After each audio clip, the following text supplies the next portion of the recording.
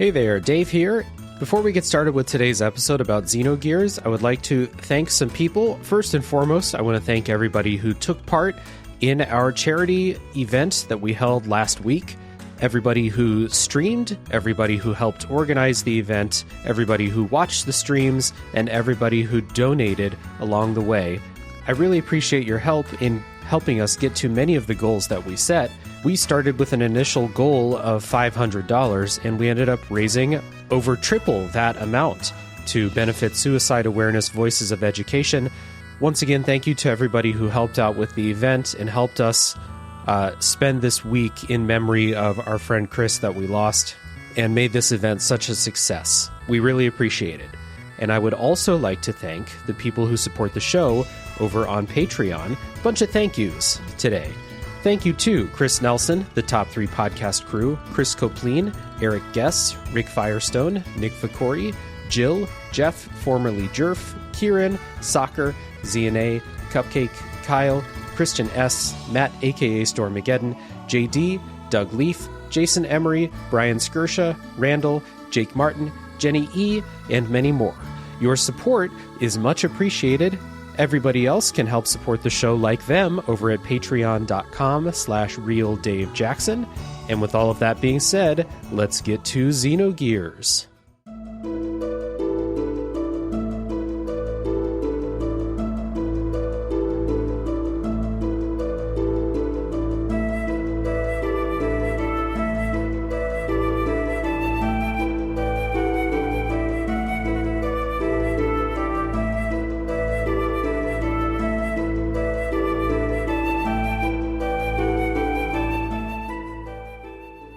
Hello everybody, my name is Dave Jackson, and you're listening to Tales from the Backlog. This is a video games review podcast where each week I'm joined by a guest to bring a game out of the backlog, play it, and discuss.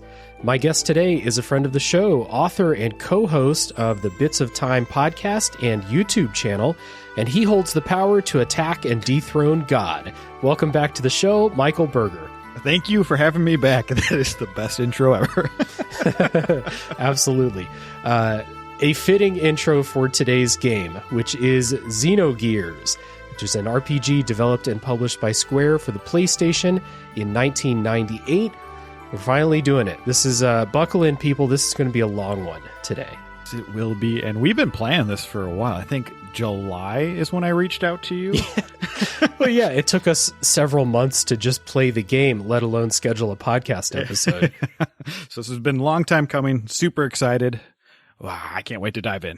Absolutely, yeah. And for longtime listeners, people may recognize Michael not only from Bits of Time, but from the Parasite Eve episode of Tales from the Backlog, which is another really, really fun game and fun episode.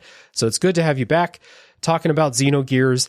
And before we get too deep into the episode, we want to talk about the spoiler policy. If this is your first time listening, thank you for listening. If you're coming back, you already know the spoiler policy. It's the same as every episode of the show. We're not going to spoil the story for quite a while. And then after this clearly marked spoiler wall, you can jump out and avoid the spoilers. After that point, we will go full spoiler time. And you can look down in the show notes for a timestamp for when those spoilers begin. So if people have not played Xenogears, we've prepared some elevator pitches for the top of the show. I say that this is the JRPG sequel to the Book of Genesis. Michael, what's your elevator pitch? That's a great one. This is a perfect encapsulation of JRPGs on the PS1, all the epicness, charm, and limitations combined. That's right. Yeah, that's a good summation there. Yeah, I got to credit a friend of the show, Rick from Pixel Project Radio, for the JRPG sequel to the Bible joke for Xenogears here. Xenogears took me 75 hours to beat. I played this emulated on my Steam Deck. My in-game clock was even higher than that, but there was a lot of like, oh, I left the fast forward on and it's just been sitting for a couple minutes. Okay. I subtracted a few hours from my total. I feel pretty good about 75 as a length for the game. And if you're sitting there thinking, listener, 75 hours seems like a lot. Trust me, if they had the time to finish this game, it would have been maybe twice as long. Absolutely. Shit would have been like 8 discs if they had enough time to do it. Sometimes it's good to truncate it and get the product out there before you. Because maybe it would never came out if they had the time they needed. That's true. Yeah.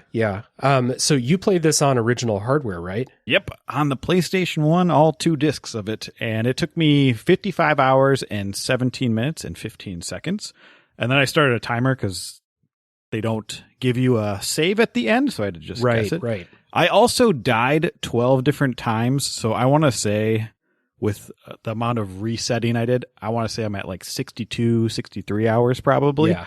Yeah, that makes sense. It doesn't save your time if you die and restart. So yeah, it's the point being, this is a long game. Even by this genre's standards, this is a long one. Yes. Which maybe not super long by the Xeno series standards. So we will move into our personal histories with this game, Xenogears, but also with the Xeno series, Xenosaga, Xenoblade Chronicles. So, Michael, tell us about your history with the series and what brought you to Xenogears. Is this your first time playing it? Stuff like that. This is my first time playing it, and I want to notice if you had a similar experience. Every single time when you're online or talking to anybody about this game, what do they say about it to you? Is there a common denominator? Just like that it's incredibly deep and full of like religious and philosophical themes and stuff like that. I kind of got the impression from the way they talk about this game that I would need like a bachelor's degree in philosophy and religious studies to understand it. My thing too, that's always there, but there's always the caveat of like, but the second disc. Oh yeah, of course. But it's unfinished. And I feel like that is steering people away from playing this game because that's exactly what happened to me. Mm-hmm. I wish I would have played this game way sooner, but everybody that I've talked to that's played it or I've seen on Reddit, they're like, but the second disc. And I was like, well, I don't want to play a 60-hour RPG and not like it. Right. Hands down, no spoilers. The second disc is probably one of my favorite parts of the game. And that to me is mind-blowing. Why are no people... I wish more people would play it, but I'm sure there's people out there like me that didn't. But I did have a PlayStation 1. I did play a lot of RPGs on there, but I did not play Xenogears. I played Xenosaga when I was a teenager, and I got stuck on that. So I do want to go, after playing through this, I definitely want to go back to that series. And I have played Xenoblade 1, 2, and 3. I have not played the DLC for the final, I forget even what it's called off the top of my head. But yeah. Future Redeemed, I think Future Redeemed, yes, that sounds good. And I really, really love the Xenoblade Chronicles games. And I bought this game because at the time it was one of the RPGs that was starting to go up in price. And I was like, oh, that looks interesting. I've never even really talked to anybody about it. So I bought it. And then I started doing research on it. Oh, doing research on this game will open up a can of worms. Yes. And that's how I found out there's something weird about the second disc. But I really like the second disc. Yeah. It's interesting that reputation about the second disc really comes part and parcel with any conversation about the game. And I really feel like people who've even played the game are misrepresenting what the second disc is like. Like people say that the game is unfinished, and that gives the idea that like the story stops before it ends or something like that. And that is not what happens. Not at all. There's stuff that like would have been a dungeon that is now a cutscene in the second disc. So yeah, if you are worried about it feeling unfinished, it definitely is not. The story has an end. Yeah, not from a story perspective, for sure. From a gameplay perspective, yeah, I can see that. But I was interested in playing this because I like the Xenoblade Chronicles games too. I like 1, I love 2, and then certain things about 3 like really blew me away. The world building and the storytelling in 3 were really, really, really good. I did an episode about Xenoblade Chronicles 3 with Colby. You can go check that out. It was maybe around episode 50-ish. I don't remember. I should have written it down. Bad podcast. But I did really enjoy that. And one of the things that made me want to play Xenogears is when Xenoblade Chronicles 3 came out, people who had played Xenogears started to say things like, okay, they got a second chance at doing what they wanted to do with Xenogears, and they did it in Xenoblade Chronicles 3. And I was like, that sounds interesting. That sounds cool. And then also, again, shout out to Rick from Pixel Project Radio for championing this game for a while. And I respect what Rick has to say. So yeah, that just, bumped it up the list. And I did try this a couple years ago. I played about 10 hours and then I just stopped. But I was playing it on a 3DS, which I think was part of the problem. It's just PlayStation emulation on the 3DS is not great. It slows down. It's just not powerful enough. So I tried. That was what I had at the time. But playing it on the Steam Deck this time was a much better experience. And to get into some opening thoughts here, we already talked about the second disc, so I don't have to hammer on that. But again, the story is not incomplete. The story is really actually has a very, very satisfying build up and then conclusion. Everything that I wanted to know about the story got answered.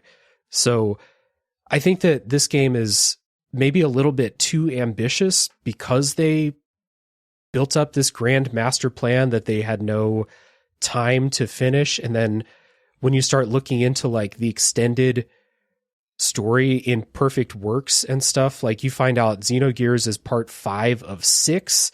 And it's man, they were just full of ideas, but I really, really like this. The gameplay was fine for most of the game, fine. It was okay. It was functional, but the story really blew me away. It is thematically rich. It is satisfying. It incorporates a lot of real world things, philosophies, religious symbolism, iconography, ideas, but in a more satisfying way than most games in this genre do. Most games do not go to the depth that Xenogears does with those ideas. So I came out of this, again, just really impressed by the story. And that's what I'm going to take away. And I think that was the point to begin with. I can echo most of your thoughts. I might be a little bit higher on the gameplay side of things. Mm-hmm. I think another thing that gets thrown around with this game is, there is a lot of religious themes and all that jazz. And I think a lot of people think you have to do a bunch of research to go into it.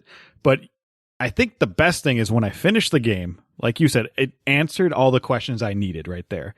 But immediately after, I wanted to do research. I wanted to go deeper into all these metaphors they're saying. I'm do I totally understand that? I think I do. And it leaves a little bit room for interpretation, but they had a story to tell and they finished it. And that's exactly what I wanted.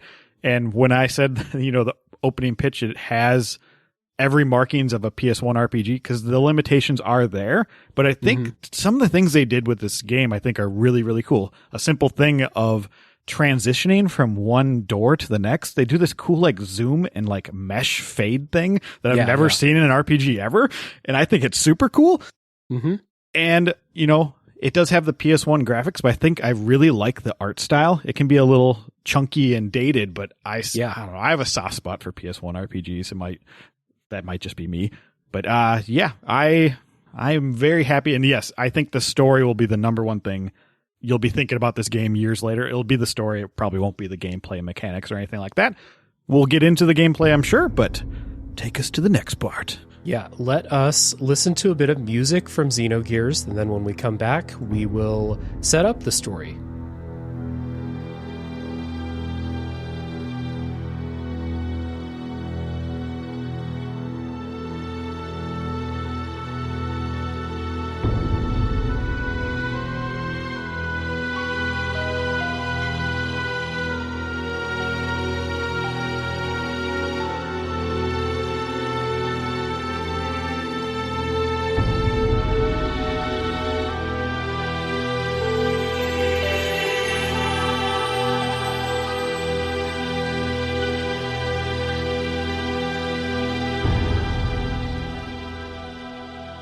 So Xenogears was written by primarily 3 people: Tetsuya Takahashi, who's been heading the Xeno series ever since, Kaori Tanaka, aka Sayora Saga, who's his wife, and another writer, Masato Kato. Those are the 3 creative forces behind the story here. And I want to talk a little bit about the opening cutscene that starts right when you boot up the game, because it's really fucking cool, and it sets a very strong hook. So it opens with the quote, I am Alpha and Omega, the beginning and the end, the first and the last. And I did not remember this from my childhood Bible study, but I recognized it as being from the Bible, Book of Revelations. And then it begins an anime-style cutscene with voice acting and everything, which is not the usual for the rest of the game, but this opening cutscene has it. They're aboard a giant space station. They're in the control room on the bridge, and people are in panic, and the ship is under attack. And the attacker seems to be trying to take control of, it looks like an embryo or something like that aboard the ship. There's a bunch of technological and biological jargon being thrown around. You're not quite sure, are they trying to destroy it? Are they trying to contain it? What the hell is going on here? But they're losing control of the systems on the ship, and they say the quote, "Contamination is spreading." And then the computer screens on the bridge are taken over with the repeated message, "You shall be as gods." And it's a really striking thing in this. It's so good. And then the captain of the ship realizes that it's lost. He tries to order an evacuation, but the ship's defense system turns and shoots the escape ships down. Then metallic worms burst out of the outside of the space station. So the captain decides to self-destruct the ship.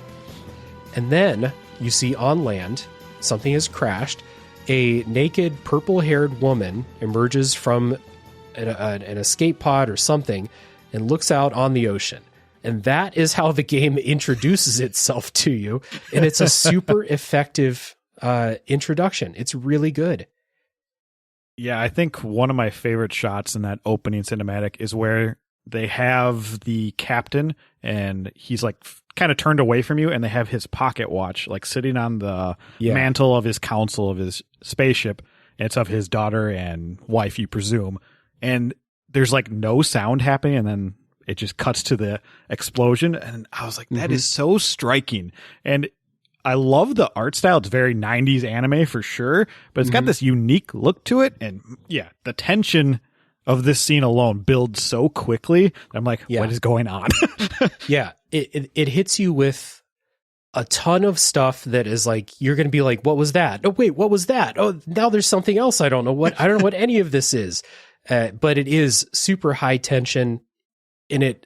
I don't know. For me, sounds like for you too, really hooked me. And then they do the classic thing where they've given you this cutscene, and then the things that happen directly after the cutscene in the game have nothing to do with the cutscene at all. It's just a seed to be planted. And you're just waiting for that to unfold. You're like, when am I going to get back to this opening cutscene? And I love when stories do that. Yep. And we will talk about that opening cutscene in the spoiler section of this episode, because there is a lot there, as you might imagine.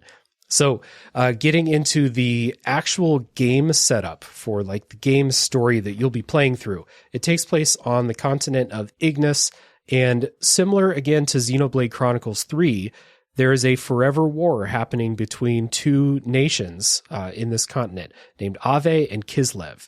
The war in this story has been happening for so long that nobody remembers why they're fighting it. It's just been going forever. Both of the warring nations have found these mech weapons called gears in these ruins in their respective lands, and finding the gears turned it from people fighting people to mechs fighting mechs and stuff like that. They say this is all happening in an opening text scroll, basically. Kislev found better gears and was starting to win the war until mysteriously a third military force shows up. They're called Gebler, and they join forces with Ave to even the odds again. And then eventually they take the lead with Ave. So this is kind of world building.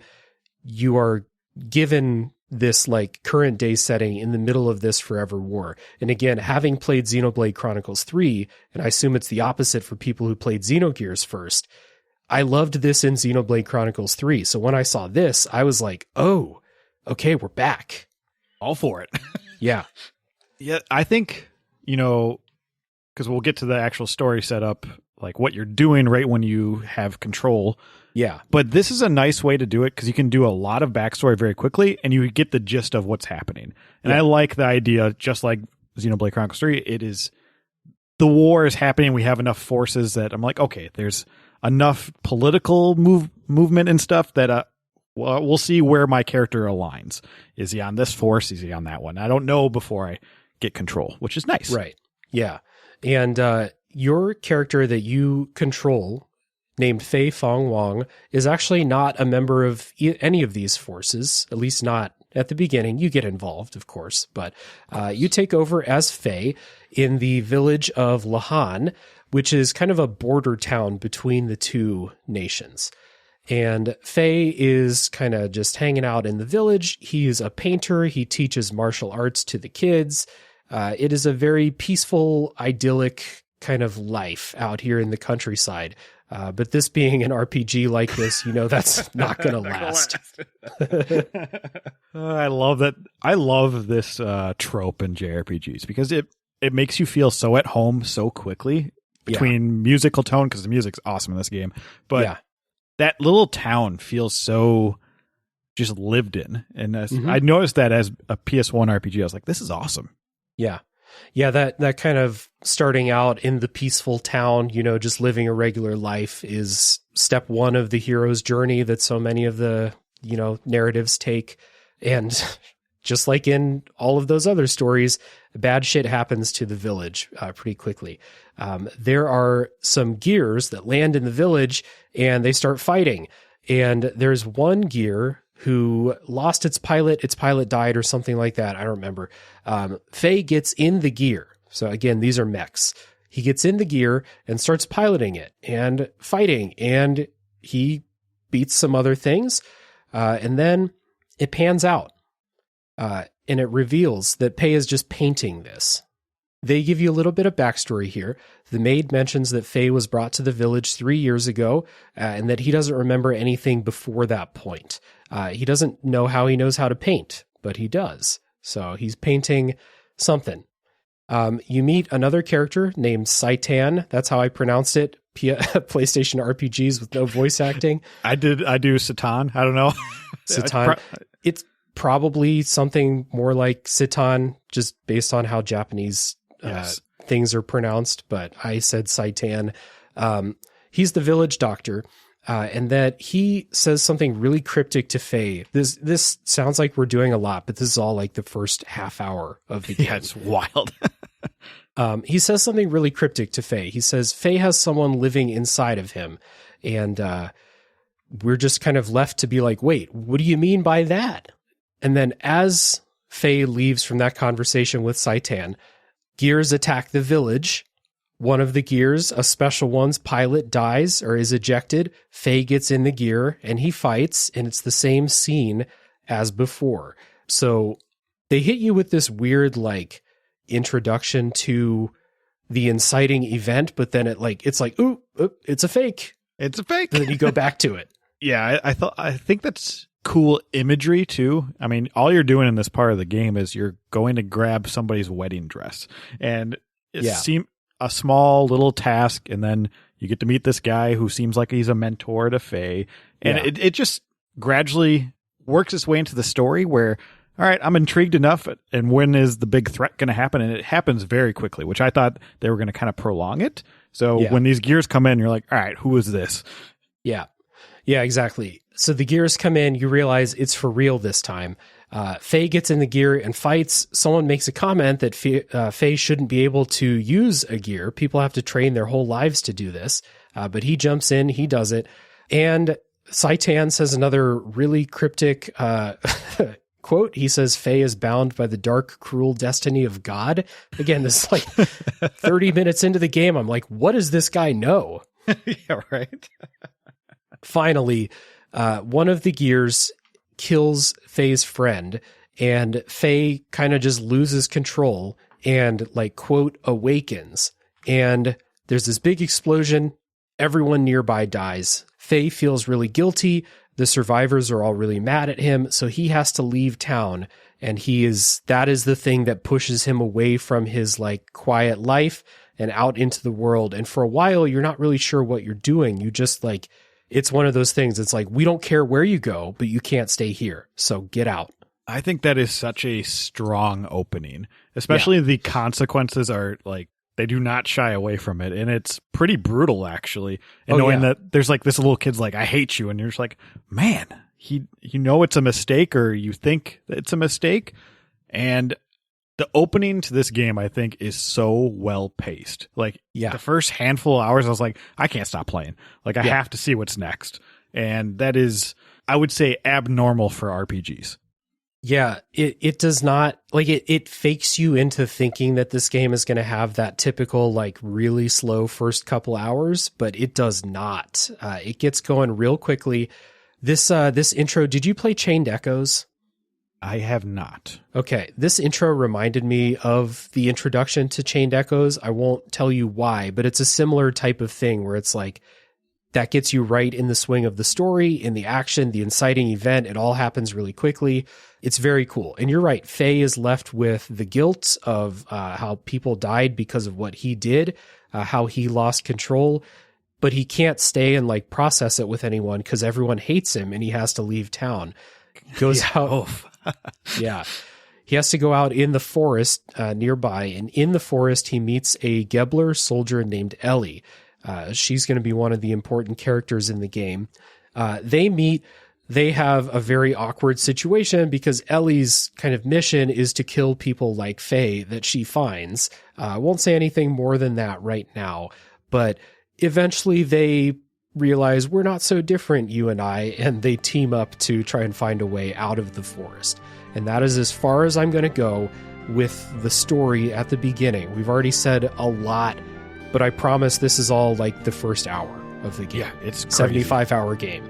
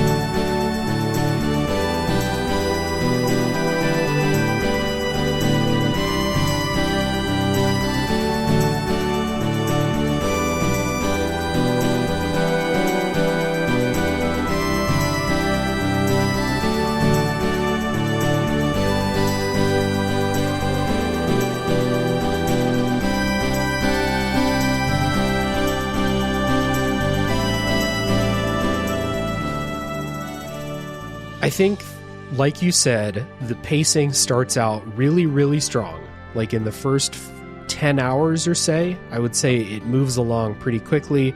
You're constantly given new reasons to keep moving, etc., etc. 75-hour game's not going to have even pacing throughout. There's definitely some dips here and there, and some parts that I think are like a little, less than necessary, but ultimate, like there was not any part in this game where it was like pulling teeth to get me to make progress or something like that. But it's definitely not like moving at this quick clip the entire time. Yeah, the best way I would sum it up is when it's really engaging, it flies by. Yeah, there are just some instances or story elements that last a little too long for me. Yeah, I can see that. And then again, the second disc, it moves at a breakneck pace because the story is they ran out of time. So they wanted to make sure the story gets filled in. So the second disc is like, there are parts that you actually get to play. There's a couple of dungeons that you play, but it's about 15 to 20 hours of basically reading dialogue and watching like a PowerPoint presentation. Like they set it up really nicely where it's I was about to say someone sits in a chair and the screen is like the screen showing what would be the PowerPoint presentation is like set up at a nice angle. It's presented really well, but it does kind of turn into like visual novel with the occasional dungeon in the second disc. But the pacing there is like fine. I didn't mind it. If anything, it was too fast. Yeah, there was parts where I'm like, oh, wow, okay, I see what they did there. They had to skip ahead. But yeah. I think the visual novel with dungeon encounters is probably the best way to describe it. And it does aesthetically, I think it's super cool looking. But at the end of the day, you are almost reading a PowerPoint. But I was so enthralled at this point. I was like, all right, give it to me. Yeah. And like some of the coolest story content happens in disc 2. So if you're in on the story, you are going to be in on reading what they have to say. Presentation be damned, I think. Correct. I guess like some other thoughts about the story here. I think that the character work in this game is really, really good with some of the main characters, especially like Faye and Ellie and Saitan. Some of my favorite like character relationships and dynamics between characters and growth, like not only individual growth, but like interpersonal growth as the characters go through these things together.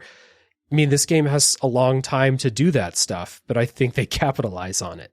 And one thing I would shout out from playing every Monolith Soft games that I have up to this point, the Xenoblade and this, they write female like main leads so well.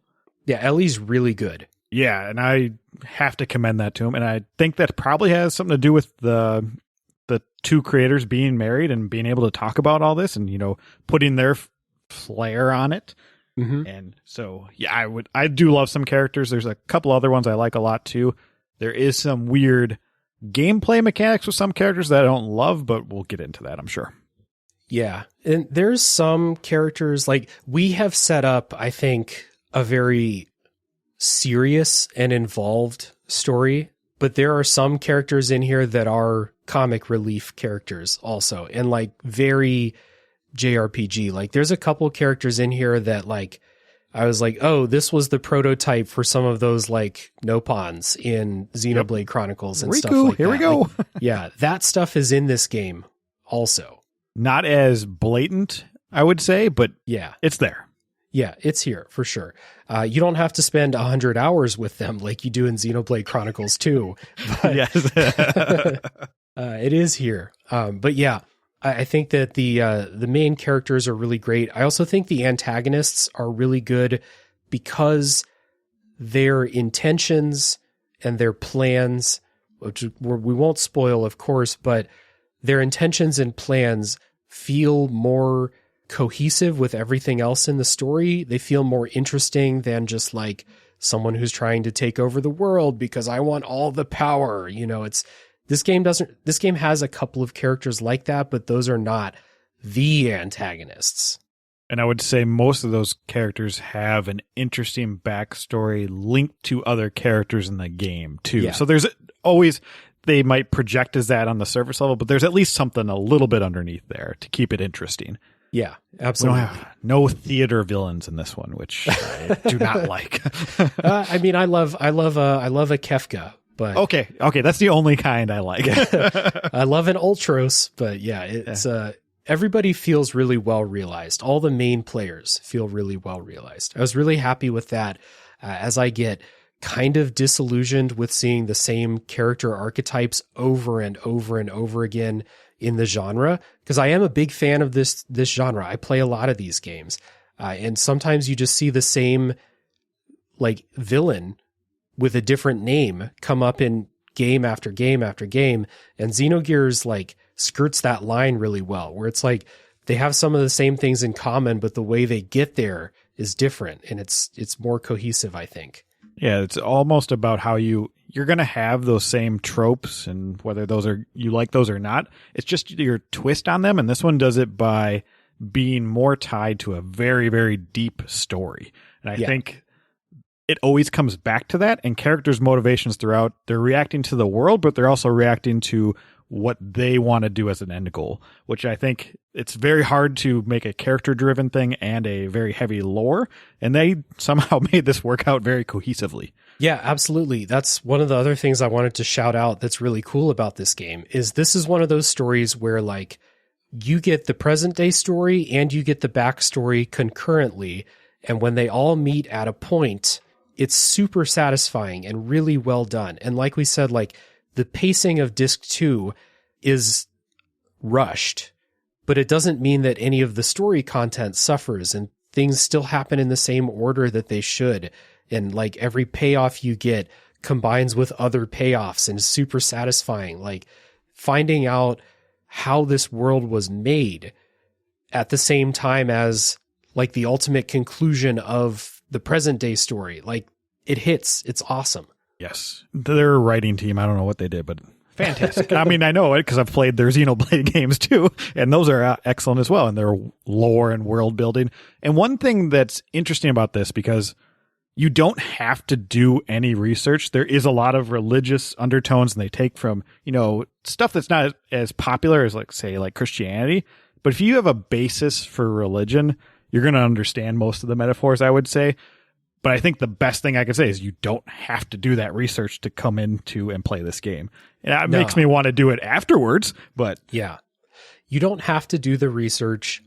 This game taps into, like you said, like religious things, but it's like stuff that if you were at all aware of, like creation myth and stuff like that, you'll know what's going on in a rough sense. If you are like the slightest bit familiar with like Freudian psychology, you'll understand some of the things, the terms and references that are being thrown around. That being said, I did do quite a bit of research because I did hear that this game has a lot of stuff based on the philosophy of Carl Jung and Gnostic religions and stuff like that, which I had no background in whatsoever, but I had heard it brought up, and I did do the research, and that was additive to the experience. That's good to know. This is one of those games where if you see somebody has a name from the Bible, there's a reason they have that name. Or if you see somebody has a name that's like a proper noun from a dead language or something like that, there's a reason they have that name in this game, which a lot of RPGs that do this stuff don't. Like, I covered Final Fantasy X-2 somewhat recently on the podcast, and there are a lot of characters that have names like that, and the names don't mean anything. They don't tie into the characters at all. They're just names, and Xenogears is not like that. So this game is enhanced by doing a little bit of background study, but I am in agreement with you that you don't have to do that to enjoy the story. And I think the best part about that is we did it in opposite ways. Yeah. Like you did it at front load, I did it in the back, and it enhanced my experience, and it sounds like it enhanced yours. And that's pretty rare to do with a game like this. Yeah. And frankly, it's pretty rare that a game will inspire me to do that. Most of the time, I'm not going to do that because I don't feel like I should or am that interested. But I was that interested in this story. And I want to shout out the people that helped me like fully dig into the story. First of all, the Resonant Arc podcast did a 20-part podcast series about this game, doing it book club style, chapter by chapter. 20 episodes. It's about it's got to be like 50 hours of podcast. So I listened to the first episode of that, which is so funny. And I'm going to listen to that whole thing eventually. Yeah. I just finished it this afternoon. I've been listening to it the whole time. Yeah. So shout out to Resonant Arc. Awesome. They go so deep into things, much deeper than we're going to do in this episode, but they really, really dig into it. And they were instrumental for me knowing where to look for the answers to some of the questions I had. Also, a YouTuber named Max Durat, I think I'm pronouncing that somewhat correctly, has a really good summary of the backstory in 20 minutes video that I think is great. I'll link both of those in the show notes. Those were helpful. And then we mentioned it before, but a lot of the game's backstory and in-world history is detailed in this lore book called Perfect Works. Like we said, Xenogears is episode 5 of a planned 6-part saga. Now, not to say they were going to make 6 games, but they wrote out a 6-episode arc, and Xenogears is part 5 of that. Xenogears, to my knowledge, is the only part of this that was ever released as any other media other than source book. So Xenosaga and Xenoblade Chronicles are spiritual successors, but not like the same game or the same world exactly. So Perfect Works does explain the backstory, but I do want to warn anyone who's thinking about playing Xenogears, do not read Perfect Works before you play, because that will spoil a lot of the revelations that they give you in the game. Perfect Works could be like a resource after you're done. It's exactly what I did. You sent me the link, and I had the PDF up. And I was reading it, and then you sent me the YouTube video. And I was like, all right. So I was kind of like doing both at the same time, and it was really nice. But definitely, I do not read it before you play the game. Yeah. And frankly, I don't think you would have like the context or it reads like a textbook, basically. So yeah. It would be kind of dry to read with no context. Yeah, it'd be really boring, actually. Yeah, so any other thoughts about the story, characters, anything like that? I don't think I want to say anything more because I fear that I'm going to say some kind of spoiler, so we'll leave that. All right, well, we will just say, when we talk about the gameplay, I'm going to have a lot of things to like criticize about it, but I want to reiterate just right now, the end of the story section. The story is the reason that I played this game for 75 hours happily. It never felt like homework to play this game. Good. Yeah. So let's listen to a bit more music and then we'll come back. We'll talk about aesthetics.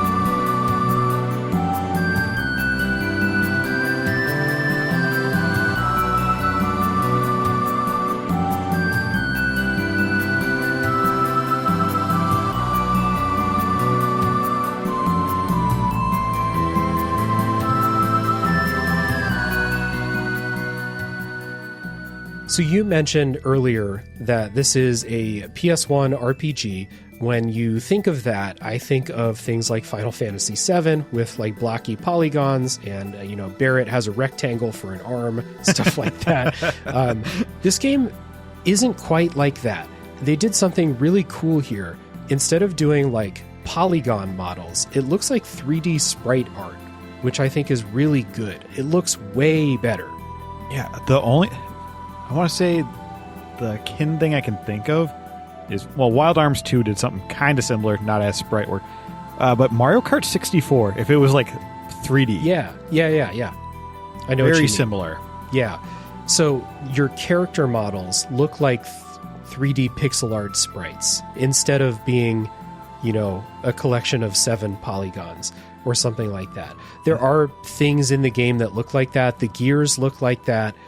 In cutscenes, and then like ships and stuff will look like that in certain cutscenes as well. But this kind of reminded me of Final Fantasy Tactics. If you've played that, like the way the character models look. Ooh, that's another good. If you like RPG stories, like from this era, Tactics has got something for you. It's a blind spot. I just started getting into strategy RPGs. So that's on my list, but I hear there's this rumor about the remake, so we'll see. Maybe. Yeah, always. Persistent remake rumors. I know. For any game that you're considering playing. So yeah, they might remake it. Yeah. There's something strange about that 3D sprite. It's almost like they blur the lines a little bit, so it never looks blocky. So that's right about that. And it's a very interesting choice, and I still think it holds up, even though some people say it looks ugly, but...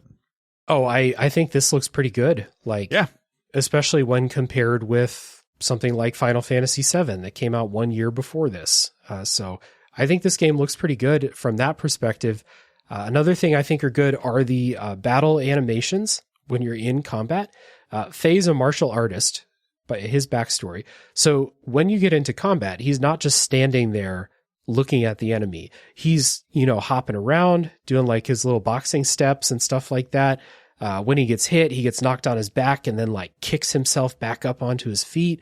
The battle animations stand out. They're really impressive. And there's a lot of like different attacks you can do. So there's a lot of different animations and they all look cool. Yeah, I cannot imagine how long this must have taken because every you hit every enemy and sometimes you launch them up into the air, and that all had to be animated. And the amount of moves you unlock in this game is pretty staggering too. So I was like, man, they really went to work with this one. Yeah. I think we're starting to paint a picture of why they ran out of time. Yeah, probably. Also, you can move the camera like R1 and L1, so you can spin the entire. So that's got to take a lot too. Yeah, you're exploring 3D levels in this game. It's not pre-rendered backgrounds. It is fully 3D levels. You can rotate the camera. There is platforming, I guess. We'll just mention that. Yep. It's from an isometric perspective, though, which makes platforming pretty rough, in my opinion. Yeah, there's some rage-inducing moments with that where you fall down. You're like, oh gosh, I have to go all the way back up, and it's random encounters. Yay! Yes, exactly. Yeah, that is one thing where like, just sometimes you're playing a game and you're like, why did you get why did you put the platforming in this game? You could have easily not done that. I do think it adds a little bit to the feel of an adventure. So yeah, I kind of get the line of thinking. I don't think the execution was perfect, obviously. Yeah, like jumping up the side of a mountain and stuff like that. For sure. I can see that. Yeah. Music is really good. Music by Yasunori Mitsuda, who's just a superstar composer in the genre. I think this soundtrack like grew on me a lot as I was going. As I played, there were a couple of songs that like really stuck with me, like the world map song when you're out on there. It's called Emotion. I think it's called Emotions.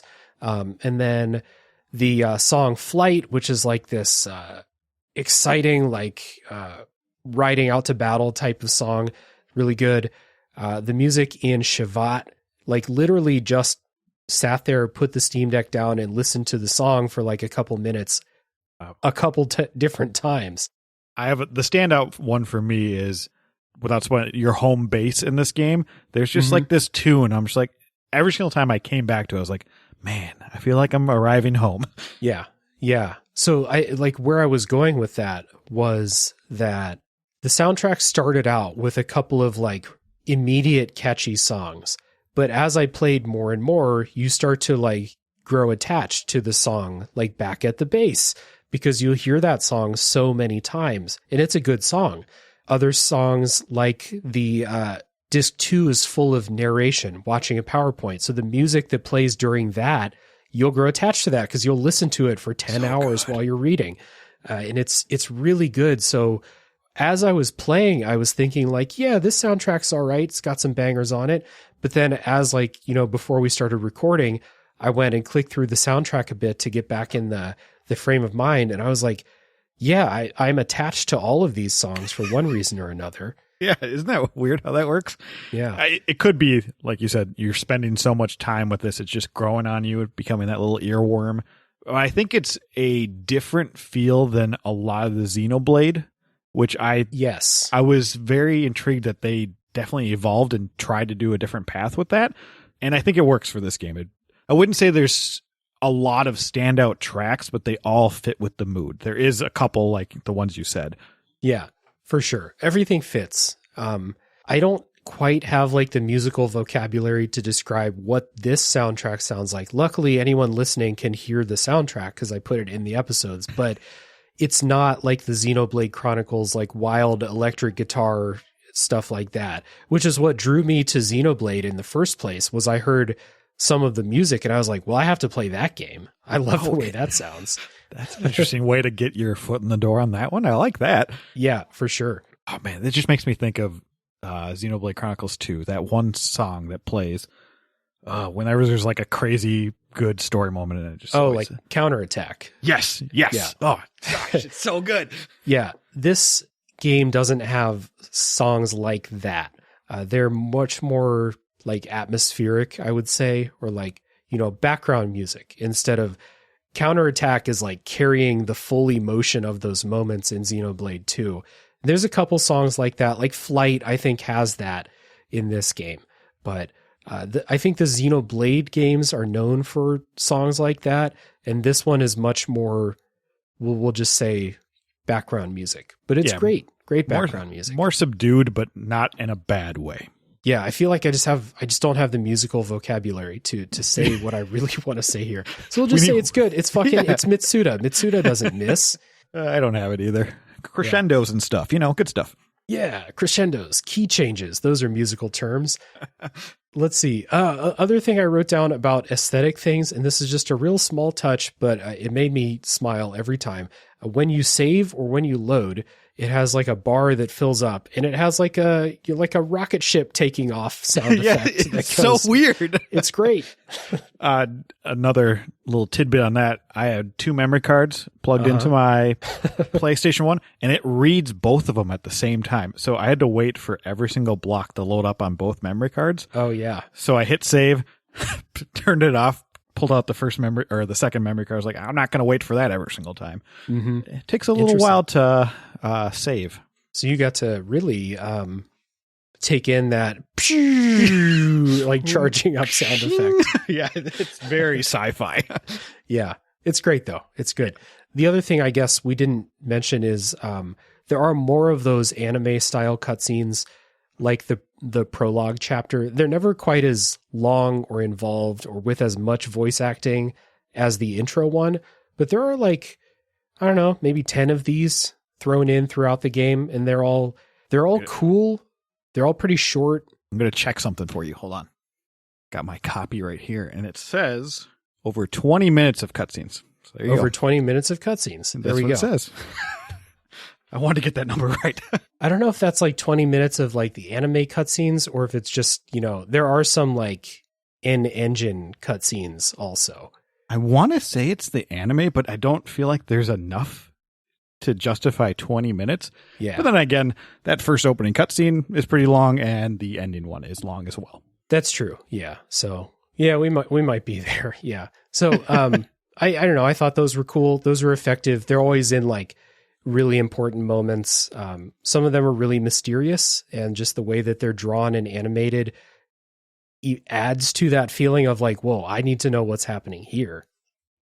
And I think I always looked forward to opening cutscenes on the PS1 because I just wanted to see the different visuals, especially in the Final Fantasy games when they would, in the middle of your playing, you get this nice, crazy, detailed cinematic. And this game does that too. A little bit less sparse for its time. Mm-hmm. But man, they're so good. I love those. I miss those actually. Yeah, those now you just get whole games of that, which is still really cool. But yeah, like I always think of Final Fantasy X when you see the dancing Uniscene. Like that shift is so awesome, and I miss those from time to time. Yeah, that's true. I think you get stuff like that in like Persona 5, where they will they'll go from like that game engine into like those full anime style cutscenes. Yeah. Rare and rare, but they're still there. Yeah.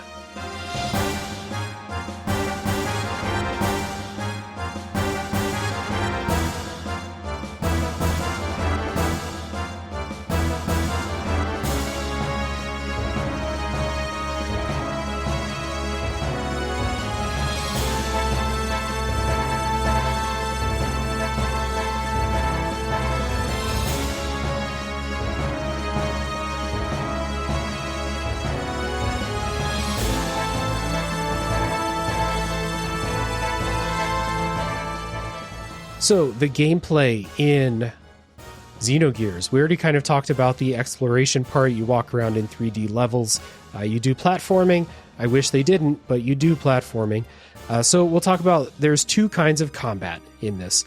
This is turn-based ATB style combat. It is Square in the 90s, so it's ATB, which means you have a bar that fills up that is governed by your speed stat or something like that. When the bar is full, you get to do your move. The enemies have this too, so it doesn't mean that everyone will be attacking in the same order every time. You might, someone with a higher speed stat might be able to attack 3 times instead of 2 in a battle. But they do not attack. If you're just idling, sitting there, they won't attack you though, right? I don't know. I never tried it in this game. I have a feeling no. You know what? They probably don't, because I played with fast forward on in combat a lot, and they would have. Yes. Okay. Yeah. So I think you're right. Yeah. Okay. Something that sets the Xenogears combat apart from others like this is when you click attack, you get 3 options for what to do. You can press triangle for a light attack, square for a medium attack, and X for a heavy attack. But you have a certain number of points for attacks each skill called action points. So let's say if you have 4 total action points, a triangle attack costs 1, a square costs 2, X costs 3. So you could do 4 triangles, you could do 2 squares, or any other combination of them. And these all translate into punches and kicks and, other attacks like that. So when you're fighting this, remember, Faye is a martial artist. So it feels like you're kind of playing a turn-based fighting game. Yes, which is pretty cool. I think it's a unique system, and I think the experimentation with, if you do a certain amount of these inputs, let's say you hit triangle and X over and over and over again, you will eventually learn a new mode or a skill called a death blow. Yeah. And so you want to fight because you can experiment and find new skills. And I think that is very intriguing. And that's kind of that grindy thing like, oh, I want to get into battles now. Yeah. It might be cheap engagement, but it is more engaging than just clicking attack, like you might in like a Final Fantasy. In this one, you click attack, but then it's like, oh, okay, well, this time I'll do, square, triangle, and then next time I'll do triangle X and stuff like that. And then once you unlock those death blow attacks, those death blows are really powerful. So against any type of like difficult enemy, that's what you want to be using. And the death blows have their own animations.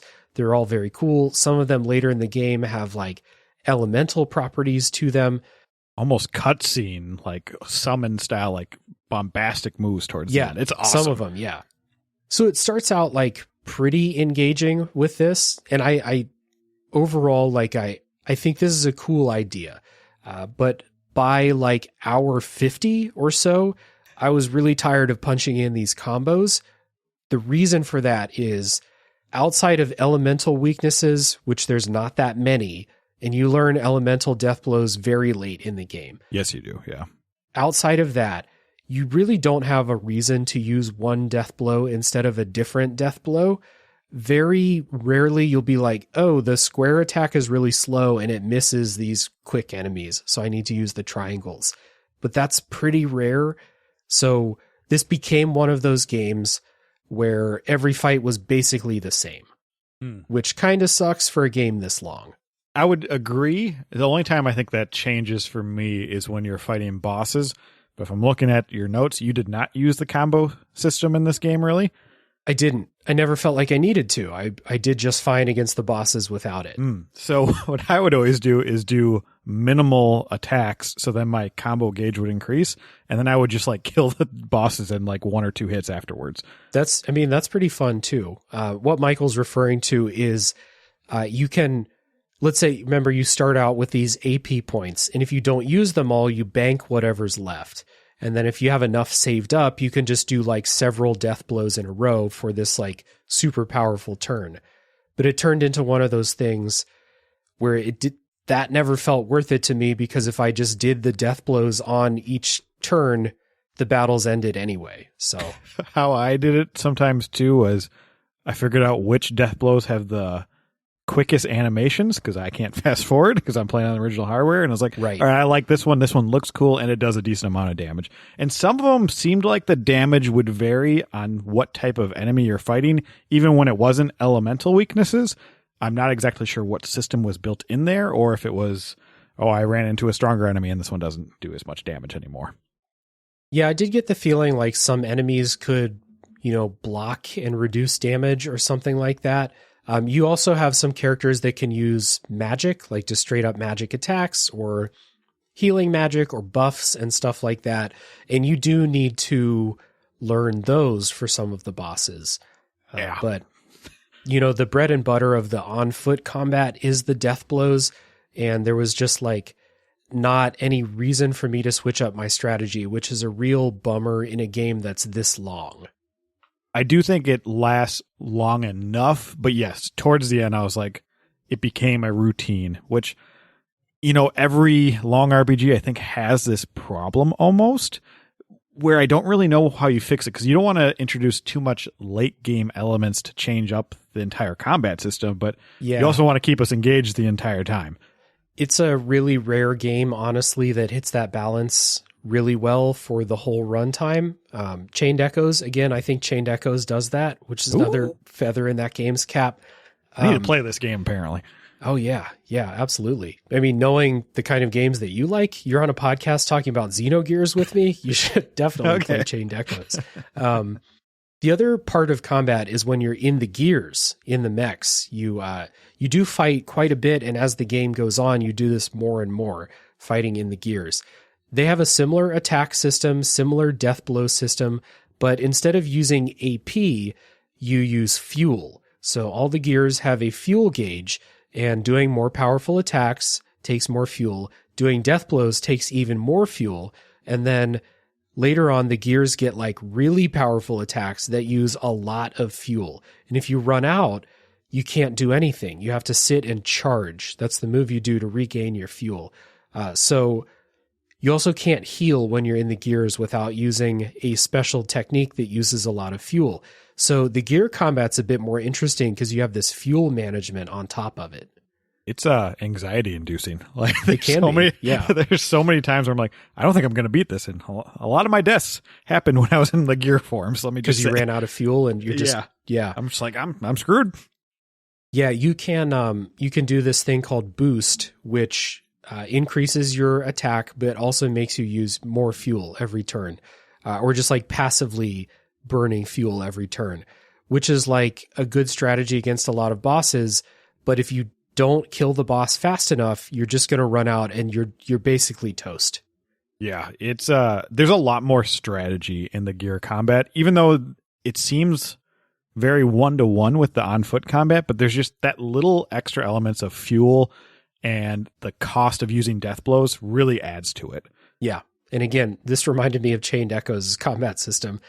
Chained Echoes took a lot of stuff from like Final Fantasy VI and Xenogears and Suikoden and stuff. And I think after playing Xenogears, I see another piece of the puzzle there, which is cool. Okay. But yeah, I think the gear combat is better than the on-foot combat. It still got like pretty old toward the end, but then the final bosses took some strategy like with managing that stuff. So I was engaged by the fights, even if it's managing fuel and managing like when to use your good abilities rather than adjusting to like a unique thing this boss is doing. But it's like this boss is stronger and does more damage. I need to kill it faster, so I need to use more fuel, but it's a risky move. So, and I think that's like the perfect like escalation of difficulty when you don't know what's around the corner. You're like, all right, do I use my fuel now? Do I sit on this one enemy and just charge a bunch? And I like that gameplay loop a lot. Yeah. So I guess like to wrap up talking about combat here, I came out of this thinking the combat is fine. I like some of the ideas that they had, but I also hear criticism out there about the combat, and especially because the game is so long, if the combat's not engaging the whole time, which to me it's not, then that's a real problem for some people because like, you know, you want to be engaged by the video game you're playing, and some games do that with story. Some games do it with combat. The great games, the all-timers, do it with both. For me, the story in Xenogears is good enough to carry everything else by itself. But I would be lying if I said I love the combat. I would say I'm higher on it. Unlocking the death blow attacks was that little bit edge that does it for me a little bit. I don't know if there's that grindy mentality, even though I barely grind in this game. But I did. You did? Oh, well, I had to fast forward, so maybe that's why right there. But I think it is. I would call it good. It's not fantastic. It's not great, but it's better than serviceable because there's enough elements, especially the gear combat elevates that to good for me. But it will get tiresome, and random encounters suck, especially if you're playing on PS1. Yeah, I didn't mind the random encounters, but I think it's just that like, if I got hit with a long section, or like some of the dungeons in this game are just mazes. And, My gosh. nothing worse than being lost in a dungeon that has random encounters, right? Yes. I got turned around on some dungeons. And I'm like, oh, I realized I was going the wrong way that I'd just gone back before. I was just like, I know I'm going to get into a random encounter at least twice before I make it back to where I was. Yeah. And this game does do, I would say, a no-no in JRPG terms is where you fight multiple bosses and no chance to save. Yeah, that's rough. Yeah, and I don't have save states, so I do recommend playing it emulated. I really enjoyed my time on the original hardware. I love that feeling and stuff, but it's a little rough out there. Yeah, Disc 2 is especially rough with this because they give you a save point, I don't know, maybe every 45 minutes or every hour. There was constantly where I would not play this game before I had to go to work because I'm like, I don't know if I'm going to find a save point. Yeah, and definitely it was one of those. Definitely 45 minutes to an hour in a lot of cases, multiple cases. Not even before the second disc, but maybe I'm just slow. Who knows? Yeah, I think Disc 2 is definitely worse about that. There were times even because I trust save states, but when I'm emulating, I want to do both because I'm a neurotic weirdo. And so I was waiting for the save points as well as using save states. And sometimes it was like, it's like Yakuza levels of like, man, it's been an hour and a half. Like, I wanted to stop playing a half hour ago, but didn't get to a save state or a save point. So definitely one of them. Yeah.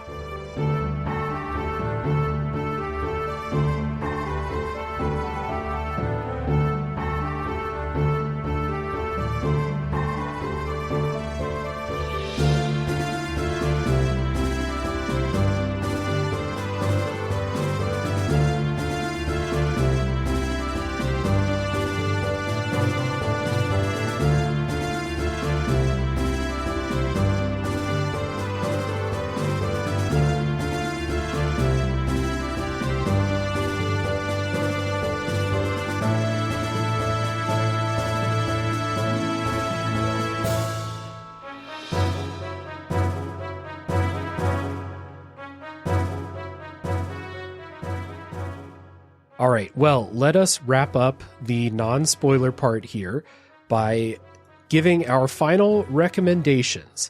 So, Michael, who would you recommend Xenogears to?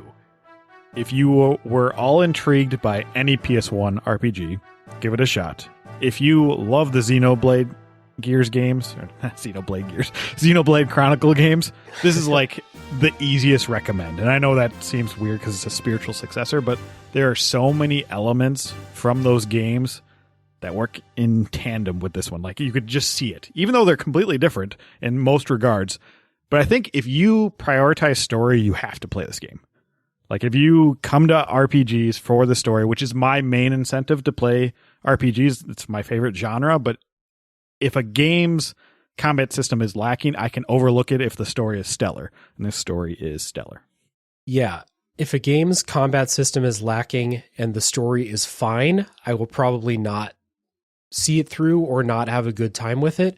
But this game's combat system is lacking. And like you said, I think the story is like magnificent. It's great.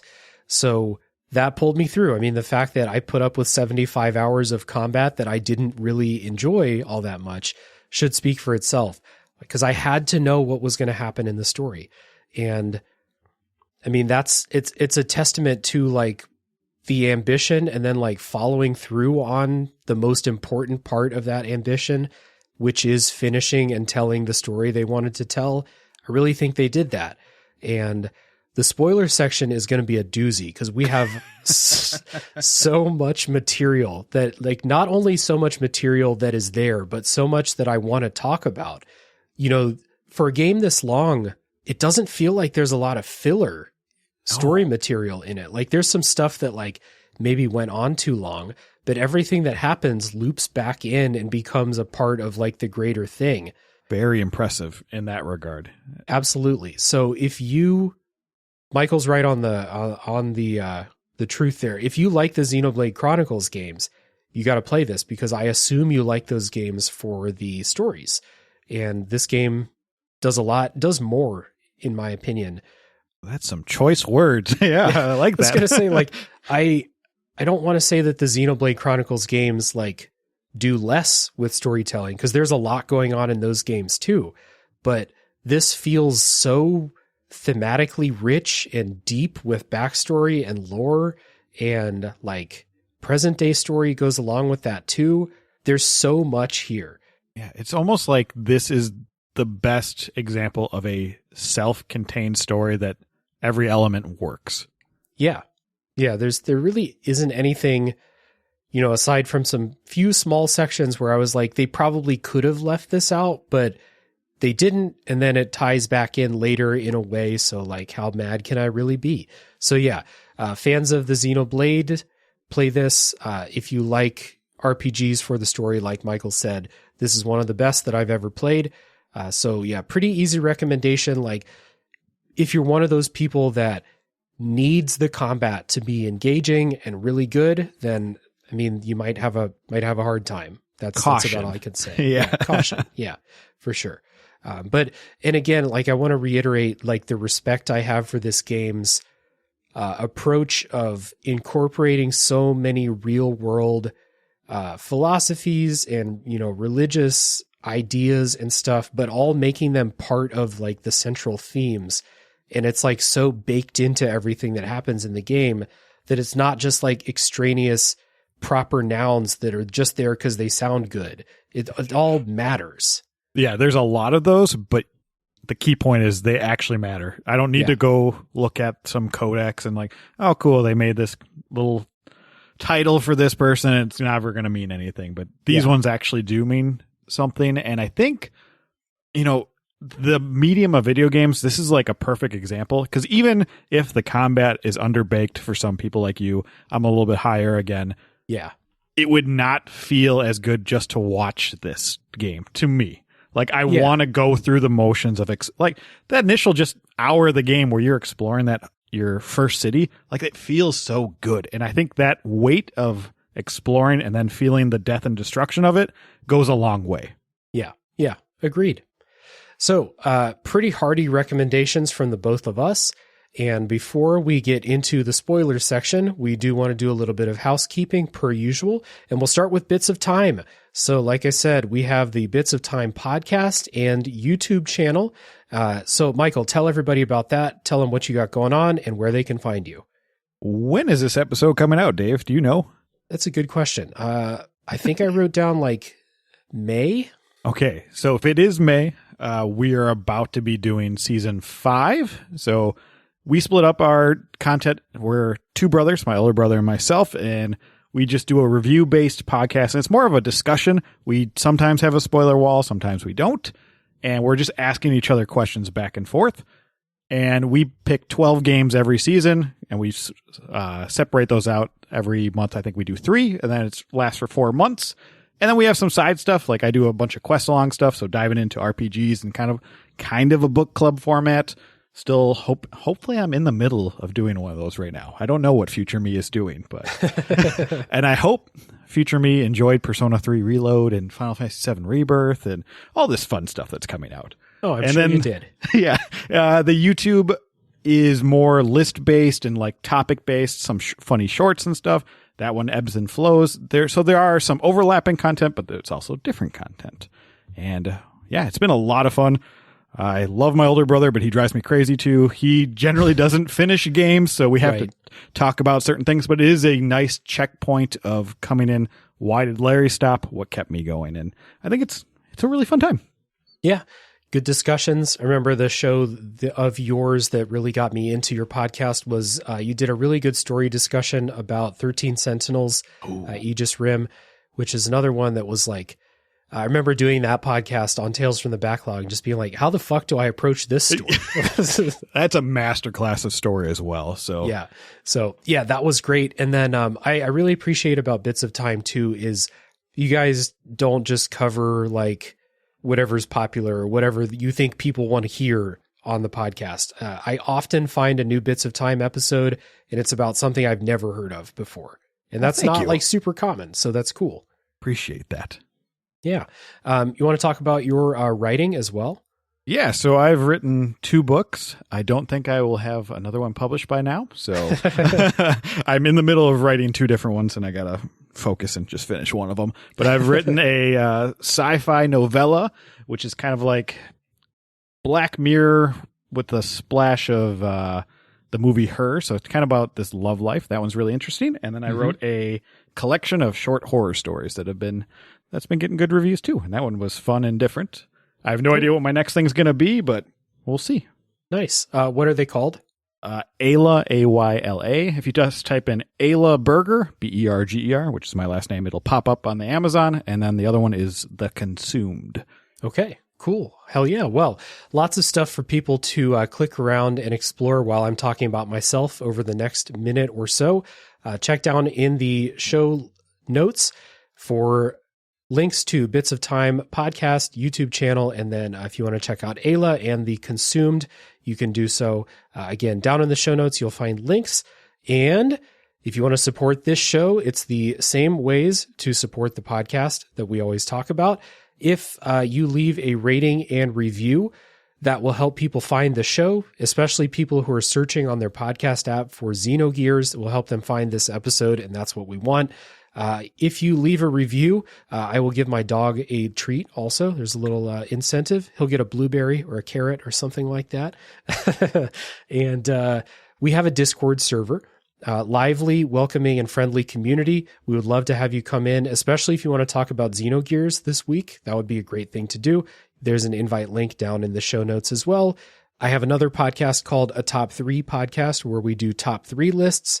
That show is a very different vibe from this one. It's more of a comedy, guys hanging out doing lists, top 3 lists. So that's a fun show. Check that out if that sounds interesting to you. And last but not least, if you want to support monetarily, you can do that at patreon.com/RealDaveJackson, where all Patreon supporters get to vote in polls for what games I do on the show. You get some bonus episodes every now and then as the tiers go up, so do the treats. So with all that being said, Michael and I are going to take a break, and when we come back, it is full spoiler time for Xenogears.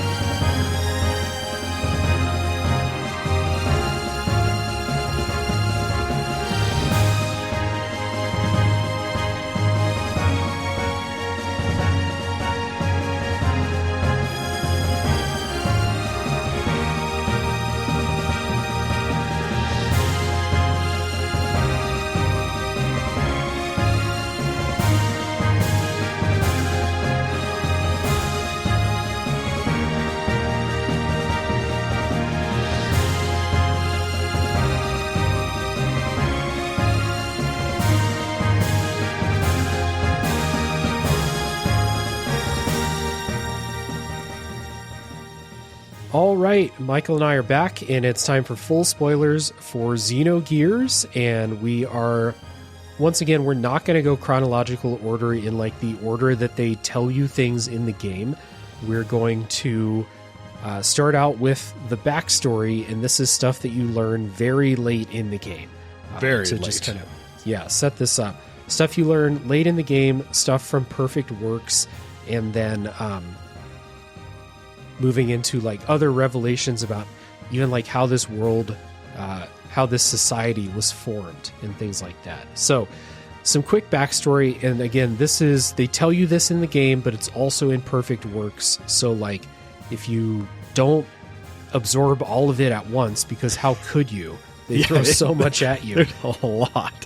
And so you have all this stuff that we're going to go through, and then we have what happens in the real moments, or like some gut punches. Like the one we have to talk about it right away.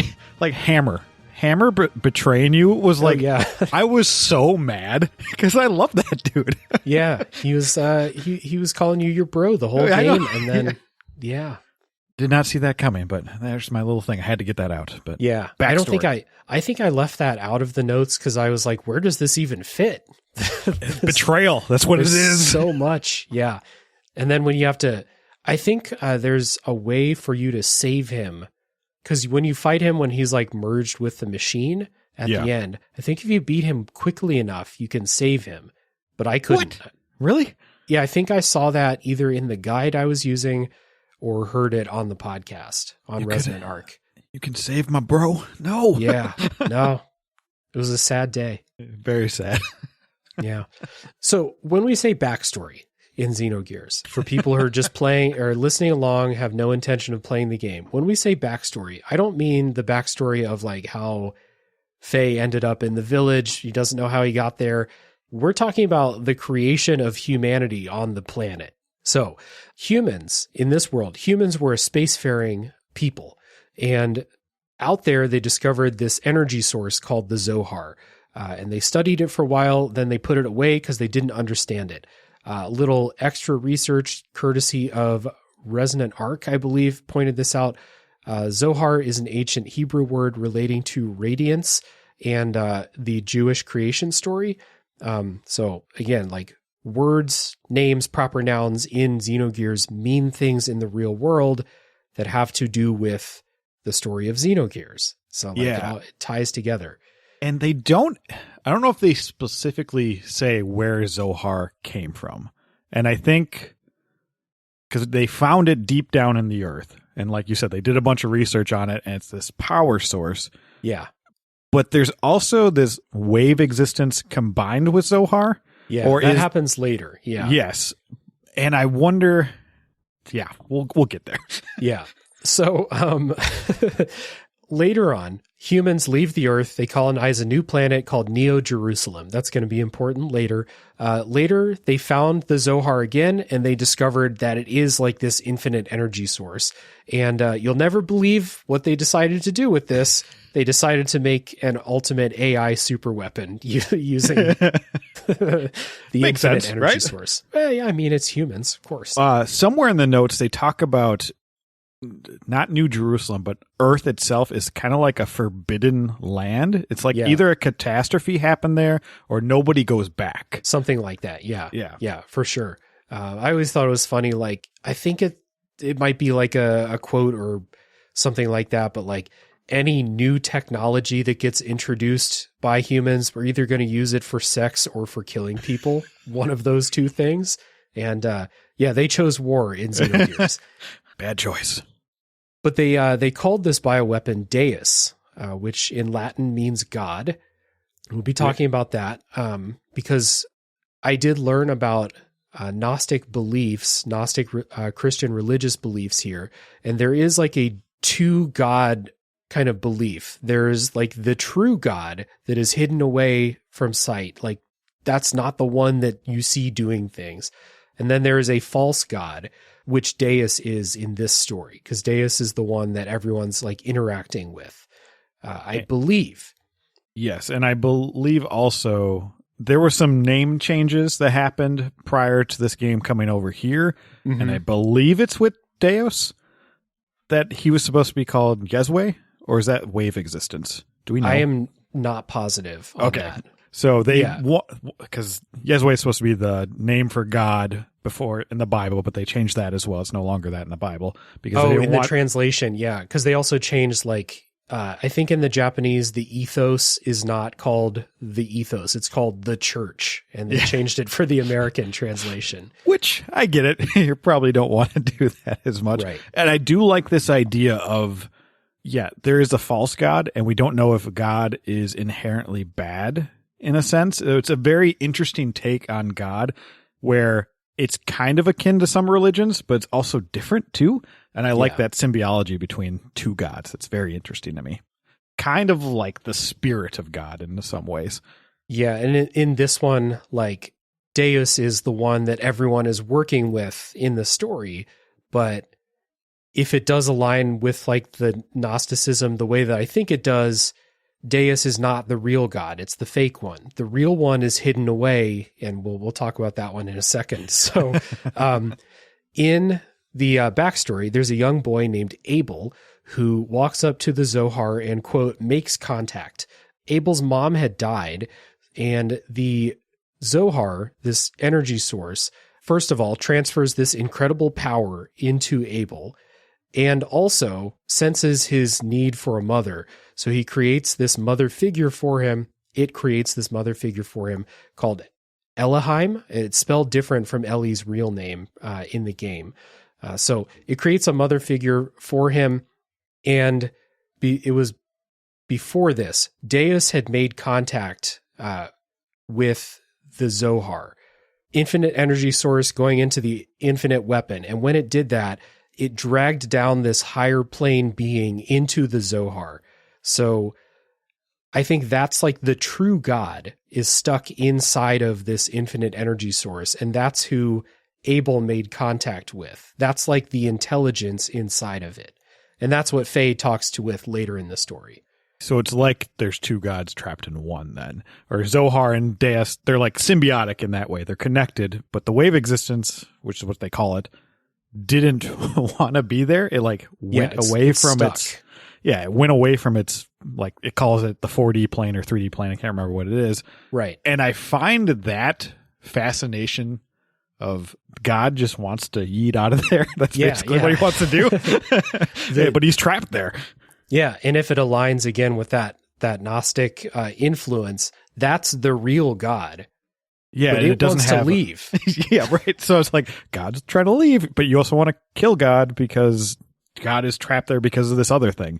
Right. And I think what's interesting about it, where in Gnosticism, I'm pretty sure like God doesn't have a form, right? And so when you see this wave existence, it's just light and blinding, and I think that's a very cool connection. I think it tells Faye when Faye talks with it that like this is just the form that I'm appearing as is just your brain trying to make sense of this. Yeah, because this is this eldritch thing that you could never comprehend. Which is so cool to me.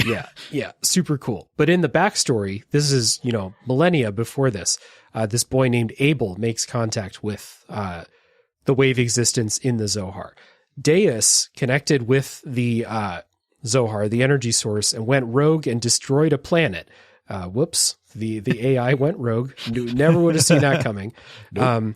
Leading to them disassembling Deus and separating it into its three component parts. The Zohar, the energy source, Deus, which is the body, and then a supercomputer, which they call Katamoni in the story. These three pieces were secretly placed on a ship called the Eldridge so they could be transferred. And that ship, the Eldridge, is the ship from the prologue anime cutscene. So cool. So cool. And I love when you see this, you watch this cutscene again and realize what's happening. And you're like, okay, how does this all play out? It makes sense. There's a little confusion about when, I don't know if they state it in the actual game of how does the girl survive the fight or the fall, and how does Abel, the little kid, survive? And you have to do a little digging to figure that out. But it's so fun.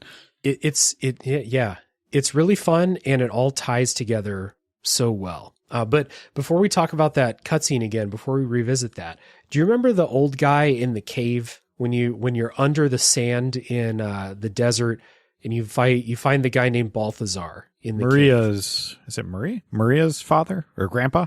Grandpa, right? Yeah, I think. Grandpa. Yeah. Yes. You meet him in the first 10 hours of the game when you're still on this like super small scale story. Like I was laughing earlier thinking to myself, like, so the story sets up, they tell you about the Forever War. But by the time you finish the story, that Forever War is so insignificant. Yes. It doesn't matter at all. No, it really doesn't. But that old guy in the cave, there's a quote from him, and I wrote it down when I was playing because I was like, he does this thing where he tells you this, like, he tells you the real story, but then he plays it off at the end. He's like, you don't listen to me. I'm an old man. But he says, humans lived alongside God in a paradise in the sky until humans ate a forbidden fruit of wisdom. They built giants to fight God, but God destroyed them all, wounding himself in the process, which is not like exactly what happened, but it's the same result, we'll say. So in this example, Abel would be the one that got the knowledge, I would assume. Well, humans, they built a supercomputer. They built this ultimate AI, bioweapon. The gears, I assume, are part of that too. They built giants. I think Deus is the giant to fight God or something like that. Yeah. Hey, look at that. We're already interpreting different. That's what I love about this. Yeah. But the point being, like, very early in the game, along with those quotes that Saitan says in the first hour, Like they're not hiding very like significant stuff from you, but you just have no context for it yet. So it doesn't mean anything to you. But like there's this old guy who basically tells you the backstory very early in the game. Which is really cool just because you don't have a frame of reference. You have nothing to compare it to. And yeah, I love when they do that because that's excellent foreshadowing, even though you have no frame of reference. Yeah, it's cool. It's fun to revisit those things if you get the chance to. If you remember what they said, or if you're taking podcast notes or something like that. I was looking through the notes and I was like, oh yeah, he basically said it. I just didn't know what any of those things meant. So there was one, I wrote it down in my notes at some point where they talk about where God created winged angels or one-winged angels so they would not be perfect and depend on each other. And I assume that means like the two races of people fighting in the modern day, but I don't know. There's so many little things like that. I was like, I don't know what's going on, but I wrote it down. Yeah, there's a lot of those things that like they sound like Bible verses or something like that, but they they tie in directly into the story here. I wonder if talking about those one-winged angels is talking about Ellie and Miang, or Ellie and Abel, or something like that. That's true, because they are, when you see those angels, it's very almost romantic when you see them together. Every single time, you know, in Nissan, and then later in some dungeon, I can't remember off the top of my head. Yeah. But yeah, maybe that is talking about the separation of the supercomputer and like everything like that. So that's interesting. Yeah. So let's revisit that opening cutscene. So now we know what's happening in the cutscene. So that opening text that says, I am Alpha and Omega, that's Deus talking. Deus is taking over the computer, or the ship. What happened was they were traveling in separate parts. This is the ship that that Abel is on. This is where Abel made contact with the Zohar. They're in separate sections of the ship, the Zohar and Deus and Katamoni, the computer. But Deus manages to connect back with the other parts and starts to try and take the ship over, because I think Deus wants to go back to New Jerusalem, the old planet. So that like embryo that's in there, I think that is Deus growing. Correct. Because they're talking about like, I think they're talking about like multiplication and like base pair multiplication. I think that's Deus in there, right? So yeah, 100%. I assume after God went rogue and killed a planet full of people, they're like, all right, we got to get rid of him. Yeah. And so he's trying to reboot himself. Yeah, basically. So what happens here is really cool, I think. So after the ship is self-destructed and crashes on the planet, it sets up all of the main players in the game right from the start. So wild. Super cool. So the mother figure that was created for Abel was split into two. The purple-haired woman that you see on the beach at the end of that opening cutscene, that is Miang, but Ellie was also created there. They have different purposes. So Ellie, Elheim, as they call her, was created to nurture humanity with the mother's will from that contact with the Zohar and Abel. And then Miang was created with like the soul programming to resurrect Deus.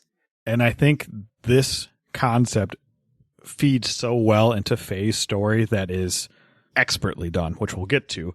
But I like that. So it's basically the computer itself is like, all right, I want to survive, but we also need to feed our God to create him. So we need to also make sure that humanity thrives. And what's very interesting about this is on another planet, there's still other humans. They have no idea that this is going on. Yeah, I wasn't clear, like, if this was an empty planet that they crashed on, or if there were people. I assume so. Oh, you mean like out in space, like elsewhere in space. Yeah, there's definitely still humans out there. And they probably have no idea what's going on over here. Yeah, for sure. So from this crash, you have the two women, Miang and Elheim. Abel survives the crash because he got God powers from the Zohar, from the wave existence. Even though he's a little boy, he survives the crash. The first mother, which was like the one that Miang and Elheim were cloned from or split from, Also created Emperor Cain, which means the first two people on the planet are Cain and Abel. A little on the nose. Yeah, especially because Cain kills Abel later in the story. Yeah, I didn't even think about that. That's amazing. Okay. Yeah. It creates the Gazelle Ministry. And what was the other note? Oh, the other note was that Catamony, again, research from outside. Catamony, the supercomputer, is similar to Adam's last name, like Adam and Eve from the story. Adam Cadmon, I think is his last name. That sounds correct, yeah. So, yeah, you get all of these things. So basically we have like similar or like inspired by Christian creation myth, but all of these characters are playing those like kind of similar roles at the beginning of this story. Yes, and it's very interesting because we see the Gazelle Ministry later on. I always call them the old geezers. Yeah. And but when we see them in this modern time, which we're going to jump way ahead on, they are not physically there. They are in a computer. And I think that's such an interesting, so they've been around since the creation of the world and the creation of this humanity. So has Emperor Cain. He's been around this whole time too. Yeah. Other things that have been around this whole time. So Babel Tower that you go to in the story is actually, and you can see this when you go there, like in the game, but you don't know what you're looking for. At least I didn't. But Babel Tower is the city section of that ship that just crashed vertically into the ground and formed a tower. And there's a part, I even think when you save, it says like Babel Tower City or something like that. Yeah. Do you know what's interesting? I found out that was probably the ship when you're trying to shoot that beam at the reflector mirror. And the thing that comes out of the ground looks like the things that came up to shoot at the fleeing passengers. Yeah, that's another thing. Yeah, I had written down. Oh, really? Nice. Yeah, the ship's laser defense turrets, you use one of them later. It's called Fort Jasper that Bart can control. That's what you shoot the beam into the reflector mirror on Babel Tower. Yeah. And I was like, that kind of looks like the ship thing. And I was like, okay, that could be the long shaft of the ship that you see at the very opening shot. I was like, it's all connected. I was wondering how they're going to make it all fit together. And they do beautifully. There's also the place where you go to find, they call it in the game Raziel's tree, which they say contains the wisdom of God. That is the bridge section of the ship that crashed, and that has the supercomputer in it. So, of course, it has they think it's the wisdom of God, but it's actually the wisdom of all the people from that more advanced society, which is super fucking cool that, like, all of these things come together. And if you think about the in-game religion here, if the people in this world believe in God or some Christian analog, then their creation story is just a shipwreck from past humans. Which, that's such an interesting concept. And I think somewhere in the Perfect Works, it talks about somebody, I think it's Fred Hoyle. Yeah, I think I wrote it down. And he was talking about the first life on Earth began in space. So coming from comets, and they call it like panspermia, where a comet would land and then life would go about. And that's really what this game is telling us right there, right? Yeah. It all came from a computer trying to save itself and then procreating life and then trying to rebuild the world. Yeah. It's so weird. Yeah, and it's just a super creative, and I'm sure this has been done before, where like, you know, our idea of God in our society, whether you believe in it or not, but that it's not this higher being, it's actually just like ancient knowledge or something like that, like something from an ancient society. But it's super cool the way that they set it all up here. And I think the best part about that is you get to see the creation myth unfolding, but then you also have the very spiritual thing of the wave existence. So you kind of get both at the same time. That's right. And I love that dichotomy between the two. Yeah. And so like God, as the people in this story would know it, I was debating on this because if you want to keep it with the Gnostic thing, then there's two gods. But the true one would be the wave existence in the Zohar, and that's the one that allows people to use magic in the game. That's what lets people use gears. That's where all of that energy comes from. So it makes sense that they would worship that as their god. What's interesting about that too is, though, because that's technically the wave existence is trapped in there. So Zohar, if the wave existence wasn't there, they'd still have the power of the gears and stuff, correct? Because it's like the giant AI computer. The Zohar is the energy source. The supercomputer is separate. Later in the game, when I think they destroy the Zohar, then all of that goes away. The gears stop working. And the wave existence at that point is still there, right? It's still there. Yes. And the only gear that works is phase. Right. So, it's interesting. So, like, the killing of God in this story is just unique. And I think it's probably the best example of it. Yeah. Because it presents you with two gods. You have the false god that you actually do kill. You kill Deus. But then the one that would be analogous to the real god, you don't kill that. You let it go home, basically. Wherever that is. Yeah. Into another dimension where things are just made of waves and stuff like that. So, and I think what's cool about the false god is it's technically, from all the people on this planet, it is a real god because it gave the power and it gave life to everything. Yeah. So it's false, but to them it's real.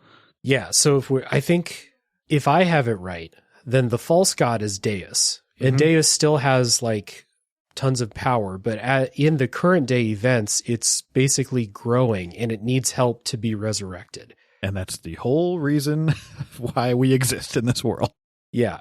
Yeah, exactly. So this is super cool. So Miang is in charge of this. Oh, also I wrote down, the wiki says that Miang's last name is Hawa, Hawwa, which in the Hebrew Bible is Eve. So there's the last missing piece of Genesis. Got it all there. Yeah. So Miang's job is to foster the growth of humanity, and in the current day timeline, she is overseeing the ethos, which is a church, but is actually a front to deliver human bodies for the flesh of Deus when Deus is resurrected. Because in order for Deus to be resurrected, all of those component parts have to come back together. So you need the Gazel ministry, you need Emperor Cain, you need Ellie, you need Faye, and you need flesh to build a new god. On top of the anima and animus, right? So there's like a female and male counterpart that was split off when it came crashing down. I believe there's 12 of them. Yeah. And that also ties into the main story as well. But you need all those components for God to be reborn. Right. The Katamoni supercomputer was split into Animus. Yes. Animus is the male half. That's Cain and the Gazel ministry. Anima is the female half, which is the Anima relics that upgrades your gears. So the bad guys have some of those at the beginning of the game, and then you find the rest and complete the set. And I learned that this is a principle from Carl Jung that every person has a male and female half to their personality, and both need to be reconciled for that person to basically succeed, to become a whole person.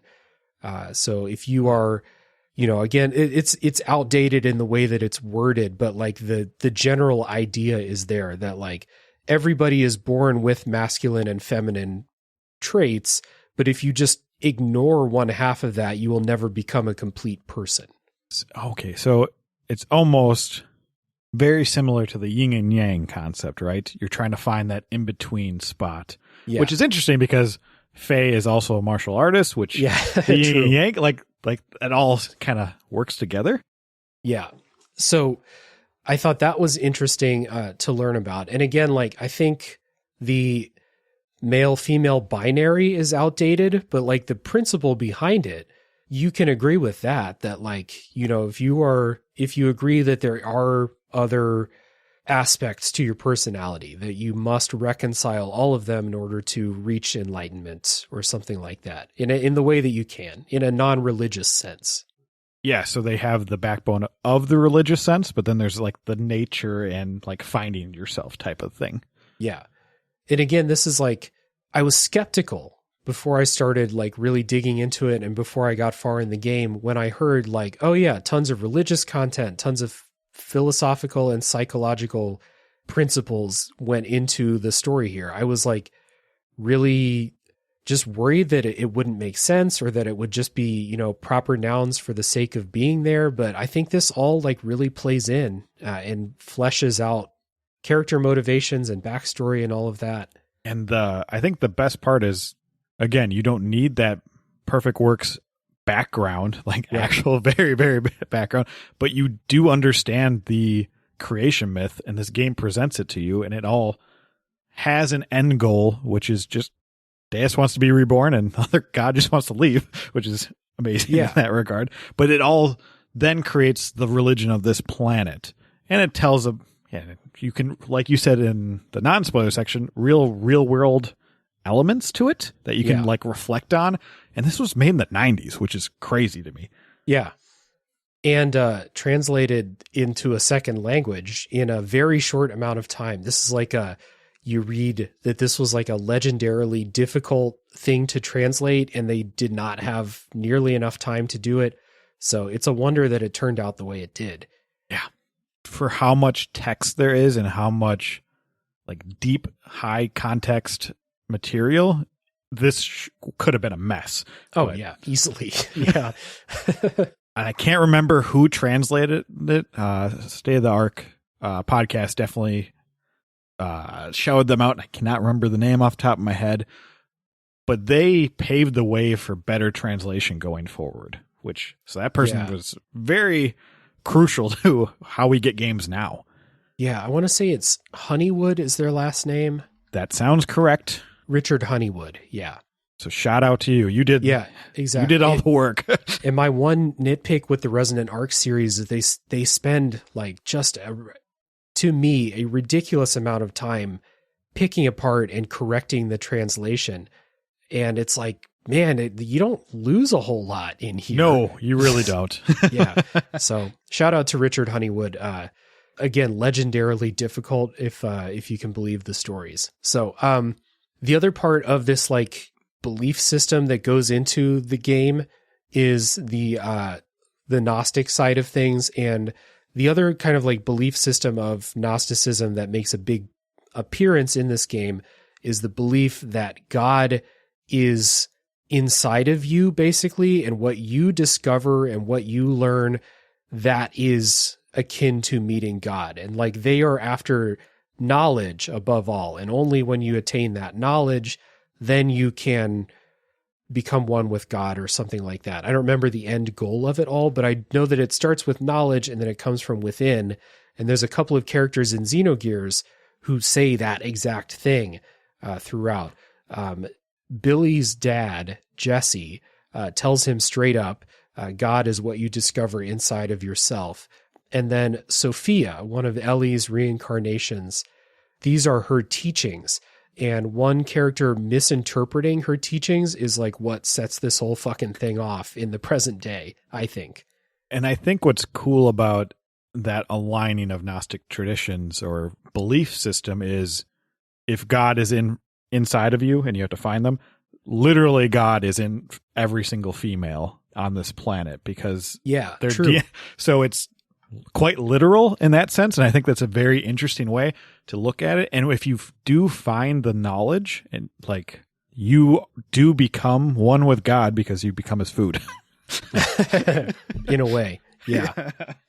Now the thing I don't know is the ministry, the Gazelle, the old geezers, they've been there since the beginning along with Cain. Yeah. Are they teaching this to other people, or are they just waiting for everything to populate so they can get what they want? So what I think is going on, and this is Miang's mission too, and I think that for a long time they work together. Like they're all working toward the general goal. They believe, I think, that humanity has to advance to a certain state before it can then become one with God again. And I think the reason that they do it in the modern timeline is because people can use ether magic. I think that's what's going on. Yeah, I assume they needed to wait for the technology for Deus to have a ship to leave. They need to be able to build it and everything. So that lines up then. Yeah. So there was like the ancient Zeboim civilization that you go meet. One of Faye and Ellie's reincarnations are in there, but Miang thinks that they're unfit for reunification. So she pushes them into like a nuclear war that destroys their civilization. So wild.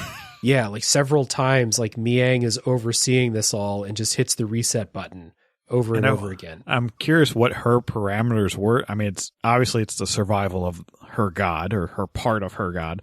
So I wonder why they did that. They don't really go in detail, but I suppose I don't really need that either. It's more cool backstory. And also that timeline gives us one of our characters, which I think is also very cool. Yeah. You mean Emeralda? Yeah.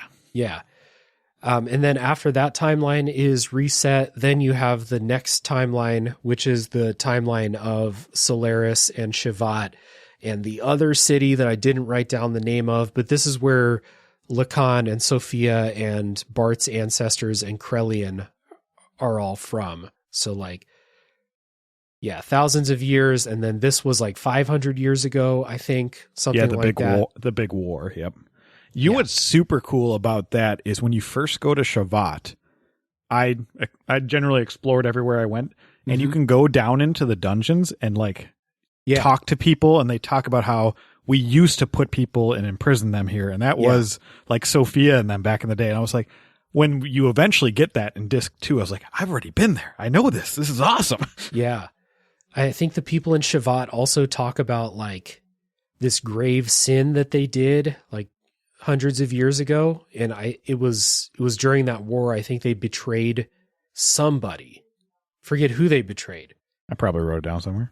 This is not the one where Sophia crashed her ship, right? It is. And it, okay, yeah, you're right. So Shivat, they betrayed Sophia. Yes, that's what it was. Okay.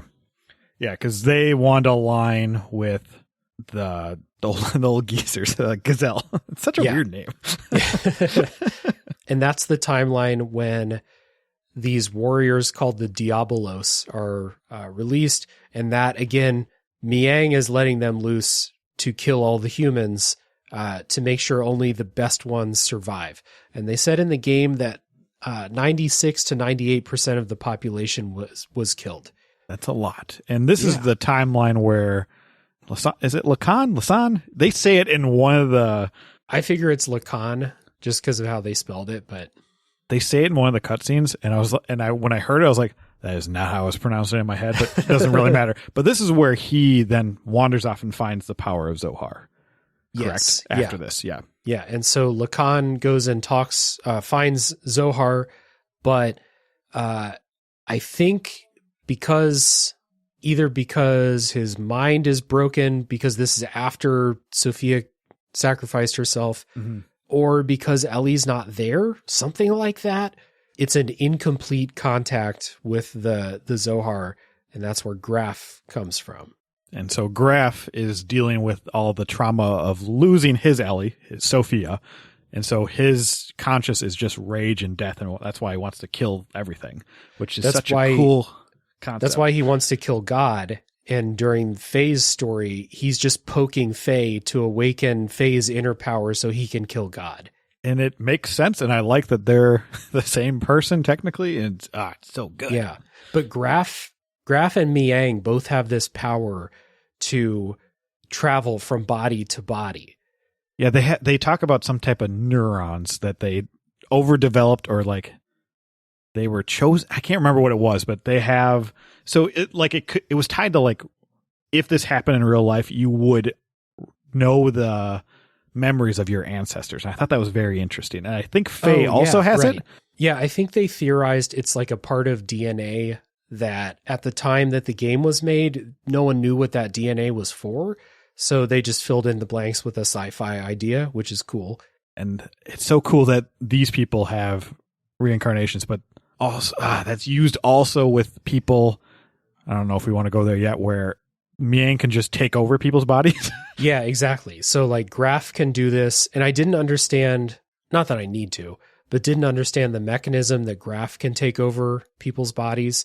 But Miang, they say she can do it because she's already in the DNA of every woman. I think at one point they talk about Graf whittled down the consciousness of the person they're going to inhabit. And maybe, but also that's why he does it to Faye's dad. Right. Yeah. Actually. So, let's listen to some music before...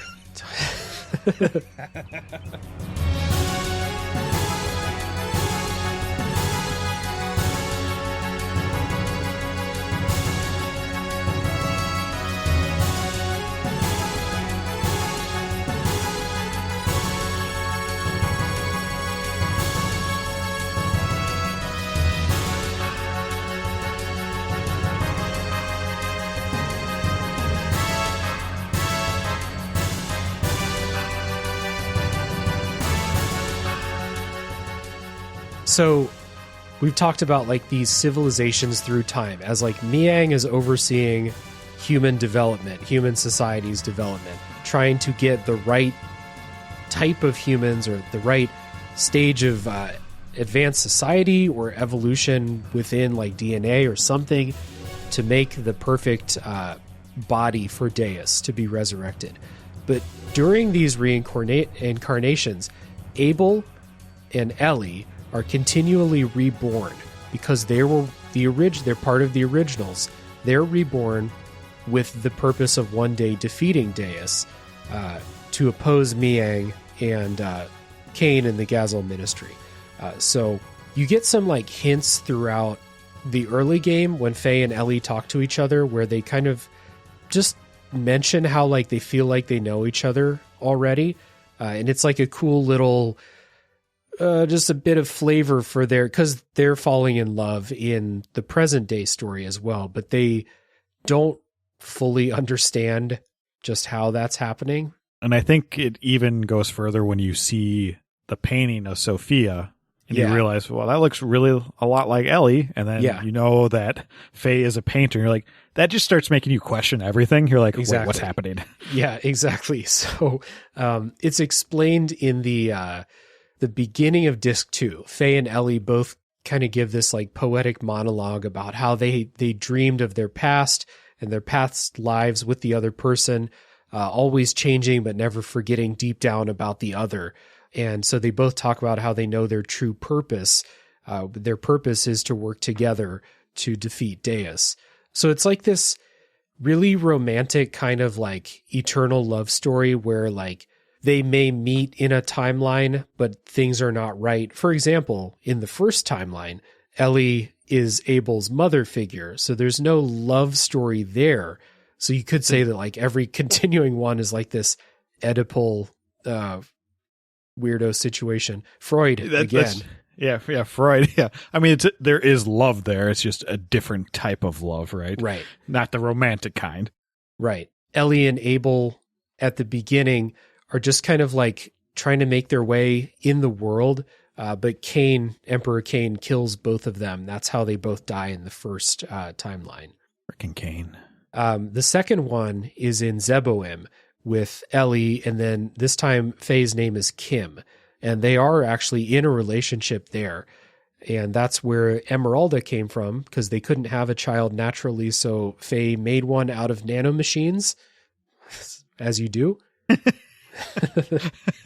It's interesting, this one where Kim is very angry at the world around him and the people around him and the senseless death.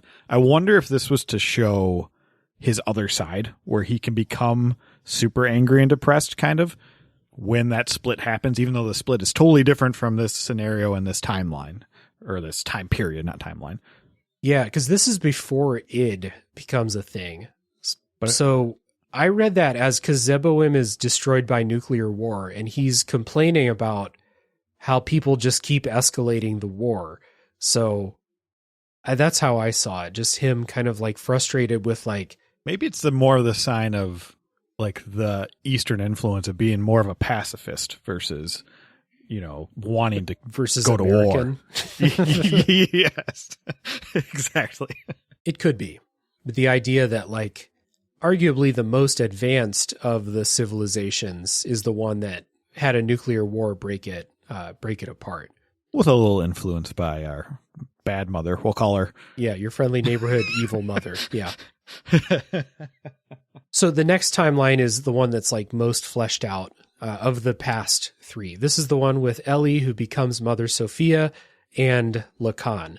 So Lacan in this is just like a regular painter. He's just a guy. He's just a regular painter, and he's chosen to paint a portrait of the Mother Sophia, the holy mother of the religion. But as he does the portrait throughout many weeks, etc., they start to fall in love. I think this is like one of the best forms of how love is going. And I love that they show his insecurities about being a lower class than she is, because she's this person on a pedestal and she just doesn't want to be that. I feel like that was like the most true world love interaction and story that I've ever seen in a video game. Yeah, I thought this was excellent. So in this timeline, Ellie took on the name of Holy Mother Sophia, but she still wanted Lacan to call her Ellie, which was really cute. Good. Yeah, very cute. They say that Lacan's painting of Sophia reflects a warmth that she doesn't show to other people, only to him, which is cute. But you're right. He's super insecure because like he knows that she loves him and that he loves her. But it's like you said, they're different like positions in life. I was trying to think of like a comparison to this. It would be like if Taylor Swift was in love with me, but then also she was the Pope. It would be like that, right? Yeah, there you go. That's a great... I have no idea where you were going with that, but that works. Yeah, it's like she's the most powerful person on the planet, and she's in love with a podcaster. Yeah, I was just going to go with, a farmer meeting some like high official, but I like yours better. Yeah, so much better. Yeah, so Lacan, for a couple of reasons, he kind of pushes her away, which is interesting. Like I think he feels unworthy of this because of like the different social standings, but also because of like, I think it also just is like a simpler thing too of just like, what does she possibly see in me? I'm just a painter. I'm just a guy, And I like that we have the banter of his friends that are around him, which is the descendant of Bart and, is it Ramus? I always say his name wrong. Rasmus? Is he there? Oh, Ramses. No. Yeah. Rams. Yeah, he's there, right? I know that Krellian is there, and then Bart's ancestors are there. That's what I'm thinking. It's Krellian. And they're like, dude, she likes you. But it seems like Krellian also has a thing for her. Yeah, Krellian's in love with her too. Yeah. Okay, yes. Okay. I did not misread that.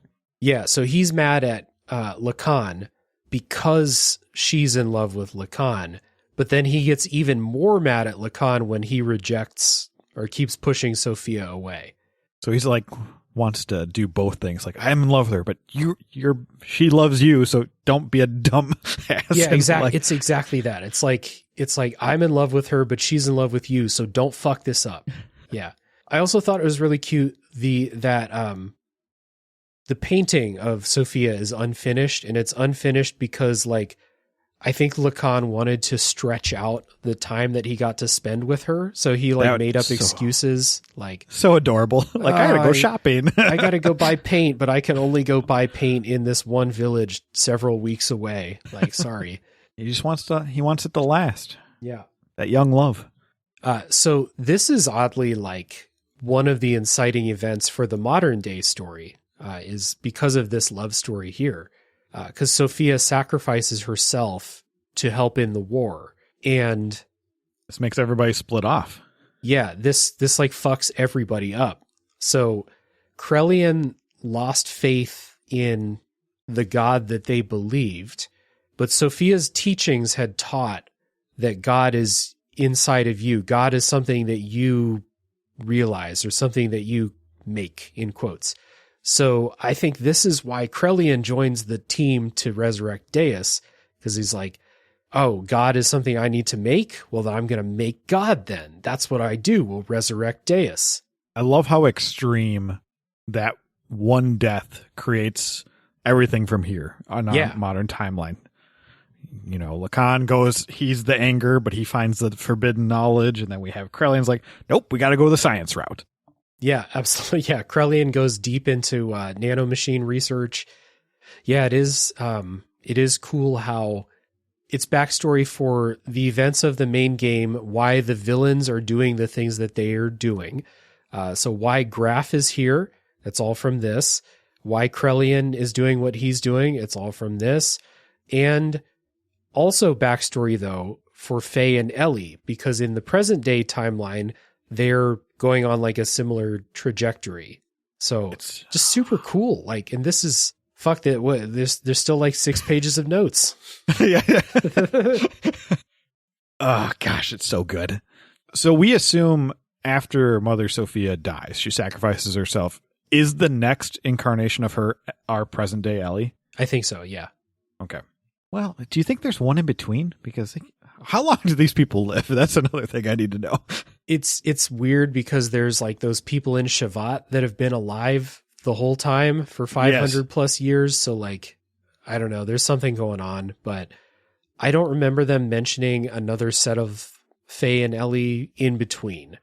The only thing that doesn't make sense is this point, right, is 500 years ago, and Ellie's 18 when we meet her. Well, yeah, she grew up in Solaris, so like she had a regular life, regular except that she doesn't look like the rest of the people in Solaris because she's Ellie reincarnated, and Ellie always looks the same. Which is another nice, cool touch, I think. That was a fun story beat when they were like, you know, Ellie has like this, actually it was weird because she blamed her mom for lying about being her mom, as if her mom wouldn't know that she was her mom. Yeah, because she doesn't look like any of the other people in Solaris, so she thinks that she was like the maid's daughter or something like that. Yeah. Another real world event just going in there. Yep. Adoption this time. Yeah. So, in the present day timeline with Faye and Ellie, because I want to stay on Faye and Ellie because like I really like how they work together. So when I said all the way back in the non-spoiler section that the dynamic between Faye and Ellie is great, it's that their steps along in the backstory get better and better. Like I really like the story of Sophia and Lacan. And then Faye and Ellie in the present timeline is just a really good love story, even without all of that backstory, I think. Yeah. Because they're both, like they initially are drawn to each other because they're both in similar situations of like just feeling like they're kind of drifting without like a real place to belong. And they're literally kind of stranded together. Like he's fleeing his destruction. She's got to get back to where she is. And I love that they just slowly drip feed you with these encounters. And you're like, is she ever going to come on my team? Come on. Like, yeah. Yeah. She is gone for a lot of like the first like 30 hours. Yeah. It takes a long time before she actually joins you. And I think that's another way to build tension is the wrong word, but like, what would you say? Like budding like romance? Yeah. Yeah. Like a longing. Yeah. Yeah. Like there we go. Absence makes the heart grow stronger. That sort of thing. Is it fonder? Fonder. Yeah. Heart grow fonder. Yeah. So they're separated, but each time they meet up, they can like, I feel like they can see more of each other in the other person. So when they first meet, I really like the scene with Ellie when she's pointing the gun at Faye in the forest and she's like, yelling at him for being a coward and not owning up to the guilt that he has for the incident in Lahan and all of that. But like, as she's yelling at him, she's replaying this scene where she did the exact same thing, basically. It is so good. Yeah. Like between that where, you have this crazy moment where she obviously killed a bunch of people. And then you also have the flashbacks. I think it was before this scene, or maybe it was later, where you just have young Faye and he's like covered in blood. Yeah. And you're like, what is going on? Yeah. Faye's done this a couple of times. Yeah. Right. So I love, again, the pacing. We're not far into this game at this present point that we're talking about. And you just get these crazy scenes of these characters experiencing so much traumatic things. You're like, it just wants to build and build and build. And as they go in like the main story too, things get more like intense, I think, for both of them, like both trying to find their place. I think like Ellie's trying to find her place where she belongs. Like she doesn't know if she belongs in the military or if she belongs with Faye and with the group in the game. And Faye is just trying to find like peace for most of the game, but keeps getting wrapped into things. Which I like that aspect because he doesn't have a clear goal for a long period. And you think that would make a reactive character to the stimuli around him, but it's more about him finding himself. And I like that laissez-faire style, but you think it wouldn't work from a story point, but it really does because it makes other characters shine along with him. There's only a couple times when I felt like Faye was just being pushed and I wasn't sure like if it had a good payoff at the end of it. Like the part where he fights in the arena when he gets captured in Kislev, like the part where you first meet Hammer. That part. Yeah.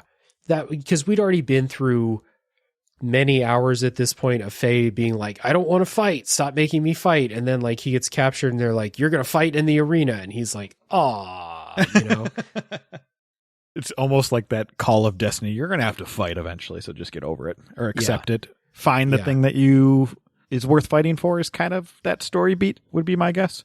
Yeah. And that's something that eventually ties Faye and Ellie together as the story goes. There's basically one scene for each character where they're like out of their mind fighting in their gears. There's one where Ellie is on the drive drug and Faye basically goes and like holds her and just says like, I'm not giving up on you. This isn't you. Like you're still inside there. And then when Faye goes id mode and he attacks the Yggdrasil, Ellie does the exact same thing. And so like that payoff, like bringing that back around is really good. Like, and part of what makes this good is that happens at like hour 45 or something like that. So you've had a lot of time to build this up. Yeah, that's a whole nother element of like the drug usage and technology and how Ellie doesn't really want to do that, but she needs to do it in this moment. And there's just so many layers to every situation, I feel like. Yeah. She has that history where, like her freak out that killed a bunch of people was because she took the drug drive and it activated her inner, what do they call her? The anti-type? Yeah, that sounds right. Yeah. That gives her like God powers basically, but it's like deep down inside. Yeah. The anti-type.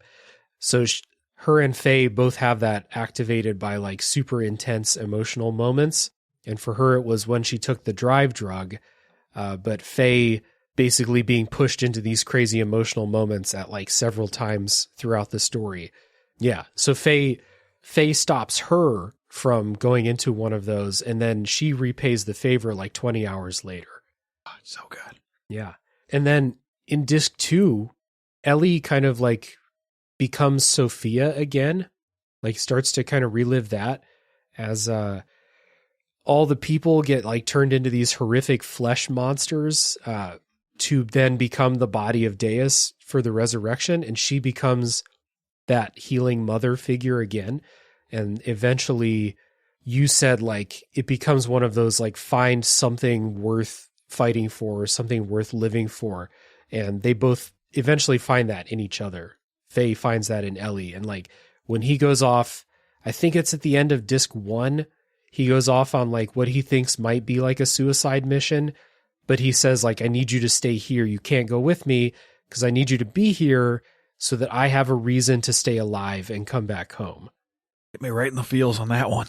Yeah. I do think, too, the religious undertones, even though they didn't do exactly Christianity, but like her giving her blood to like save people. So like the body of Christ, very symbolic or metaphorical. I don't know which actually word choice is right on that one. Yeah. Yeah. That's getting into like parts of the Bible and stuff that I'm not super familiar with, but yeah, obviously the blood of Christ. Yeah. It's like the communion. That's the blood, the spirit. Yeah. So the idea of like the love story throughout different generations and like the reincarnating, but they always seem to find each other. And it wasn't romantic in that way the first time, but then it became that in every subsequent timeline. They didn't have to do that, but it's just like one other layer of complexity in this like this weave that they've made. They could have just had the present day story and that would have been enough. Like the present day love story is good enough, I think. Yeah. But add in the fact that they've been doing this for several generations. It's just chef kiss. Absolutely. Yeah. I wonder if you took those parts away, would it actually hinder the experience? And I don't think it would, but those parts enhance it so much more that I'm so happy they're in there.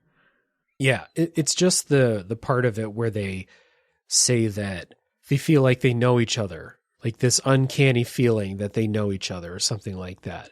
And that wouldn't work. Yeah, that wouldn't work. But taking that away wouldn't really affect the growth that they go on together throughout the story. And again, I love that part because that just started making me think, hypothesizing like, all right, where are they going with this? Why they know each other? Why they feel like they know each other? And then you see the painting, and it's just blah blah blah blah. Yeah, it's all spaced out really well too.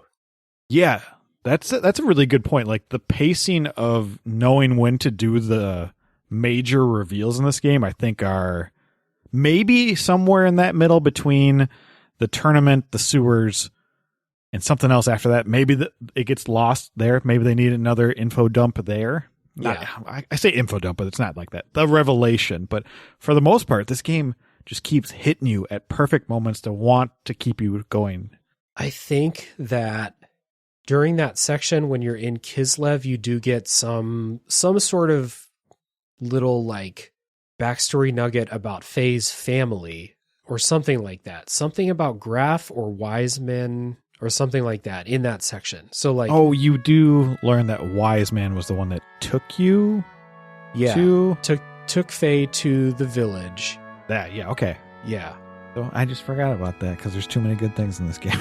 There's a lot. Yeah, for sure.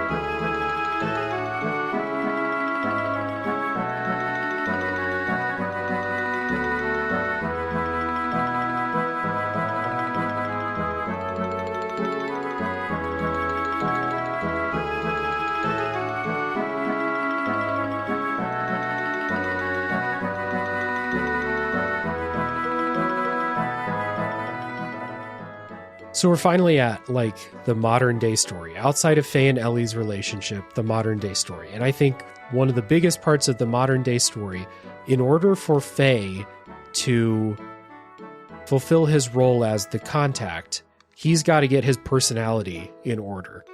So Faye's personality is split into, they say 4 personalities eventually in the game.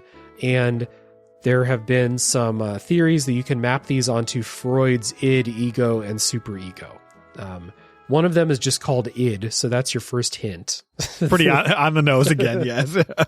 And id is, they show you id. You don't know what it is yet, but you suspect that it is connected to Faye like pretty early on. Yeah, I would say when the realization happens, I knew way before that, which I'm usually terrible at foreshadowing. But it's like, it lines up when he's passing out and things are happening. Yeah. I got it too. It's one of those where it's like id and Faye are never in the room together, so it's not that hard. Yes. Yeah. So id is like this red-haired, like kind of wild, destructive force. So id is violent, incredibly powerful, more powerful than Faye. And so id is just kind of like whenever Faye becomes id, he loses all control and destroys everything around him. The other parts of the personality are the original Faye when he was a child. You know, when one thing I was a little worried when they first revealed that Faye had split personality disorders. Yeah. And I was like, I mean, I like that, but the split personality is destructive, right? And I was like, anytime there's a split personality in any media, it's always like a bad thing, serial killer, whatever. And I was like, they're going down this route. But the creation of id is so interesting to me that it like enhances that so much better. I was like, okay, they didn't go with the way I thought they were going to go. Yeah. And this took me a long time to like square all of these like things and put them in the right place. And I think I got it. But again, there's like 5 other storylines being revealed to you at the same time. So this is the real Faye, our current version of Faye that we're playing as. In the body, or in his mind, there are 4 personalities. There's id, the destructive one.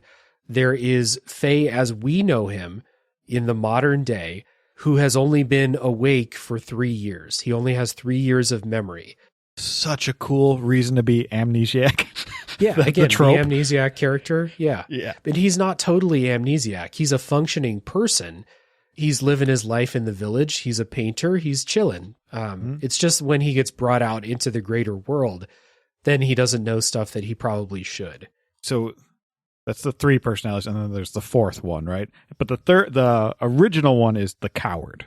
Yeah, the coward. And that's Faye when he was a kid, who had the bloody thing where he ended up, I think he killed his father in that incident. But anyway. No, but we'll go back to that. Okay. So what ended up happening with that, so id was born because Miang took over his mom. So Ellie, or I guess Ellie was mom at that point. Yeah. And then Miang took over that and just started experimenting on him, like to get his body ready, which is terrifying. Did you say Ellie's his mom?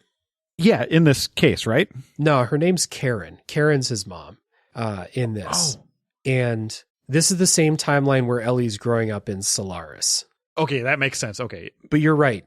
Miang took over his mom because Miang is like this fucking horror, like supernatural horror that could just take over any woman at any time. I forgot. I'm thinking of every woman has mother in her, but Ellie is kind of separate at the same time. Right. And yeah, so the father just goes off to do his thing and he's gone, and she's just like, well, I'm going to experiment on you. Yeah, to do for whatever purpose Miang has. Miang has a purpose for doing these experiments on Faye when he's a kid. And that's to get the body ready for Deus. And it is born because Faye, coward, his personality just can't take the pain and torture, so he blocks it out. And I think that is such a cool, cool is the wrong word, but it's relatable, I guess, right? Yeah, it's not only does he block it out, he like partitions his mind and his memories. And so like the kid, Faye, is just going to hang out in the happy place from Happy Gilmore. Literally just hang out in the happy place.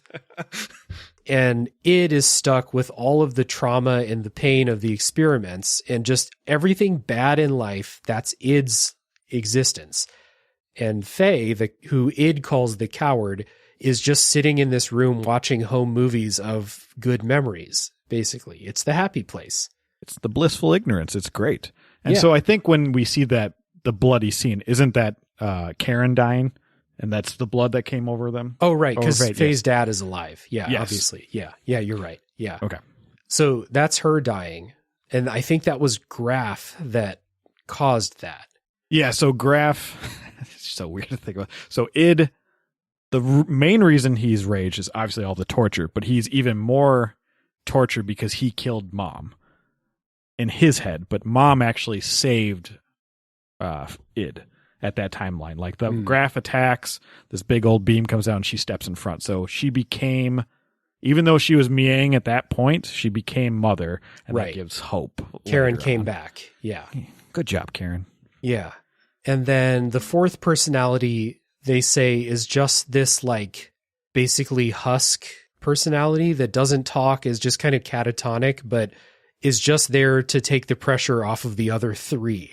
And I haven't really figured that part out. Is that just for... There's one part in the game where I remember Faye being in that kind of state where he's just kind of like wandering around the Yggdrasil and he doesn't... He's just kind of like confused and stuff. And I think that's what that is. what is the purpose of that personality? Is it just because there's so much trauma and there's nothing else that the coward does? Because I suppose that's probably the personality that took over between when we see Faye in the village. Yeah, that's the question that I was never able to I didn't look it up, but I was never able to figure out on my own is okay, so Faye is a little kid when this incident happens that kills his mom. And then, I don't know, 10 years go by, something like that. And we don't know where he was. I don't think he was in id form because he would have just been destroying everywhere.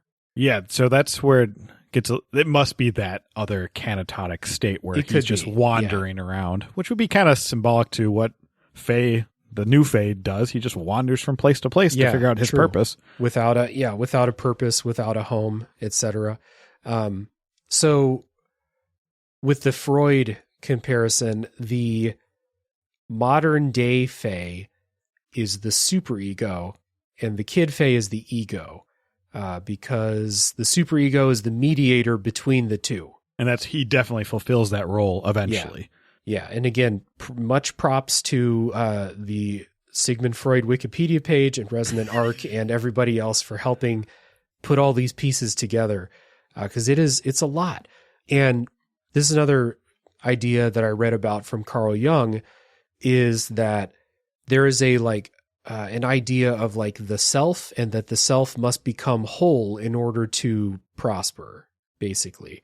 So in order for Faye to fulfill his mission in the game of destroying Deus, he needs to reconcile all these personalities and become whole again.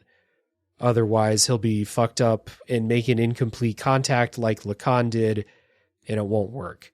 So I thought the way that he reconciles all of these in the game was really, really good. And it was really good writing in this section. That's my thing. I was worried about how they started it, but it just got better and better the more information we were privy to. And the awakening portion where he's got everything together, it just makes so much more sense. And the weird part about that is Faye he's not doing that to contact Zohar, or at least himself he's not, right? He's just trying to be whole. Yeah. So, but obviously then that Graf steps in. He's like, oh, this is what I wanted. Yeah. But the way that he does it was really cool. So it's not like you might expect. Id is the evil one. Id is causing problems. Id's the violent and destructive one. So maybe the easy thing to do or the easy thing to write would be to just get rid of id in some way. You have a boss fight against id or something like that, right? Video games. Destroy, that other self, you overcome it that way. Yeah, but they do it in a really compassionate way instead. Faye actually goes to the coward, the kid Faye, and is like, this is your fault. You created this because you're being selfish. You are keeping all of the happy place to yourself and subjecting id to all the bad things in life. This is you. You created this. And then at the same time, showing id his mother's love, basically. Yeah, that final moment. Yeah. And what I like about that is if in a situation like that, you wouldn't put blame on the coward because he's going through these horrific acts over and over, and that has become his life. So obviously he wants to disassociate from that. Right. But it did create this other problem. And I think that's such a unique way of looking at it. Yeah. Well, the coward is just sitting in that room, just watching memories of him kicking a soccer ball around, having fun with his parents, just hogging that to himself. Yeah. And we don't really know how long he was tortured before id was created. They kind of go through and talk about this was happening for a while and he just couldn't take it anymore. But yeah, in that you created, but then you were also selfish because id has no good things in his life.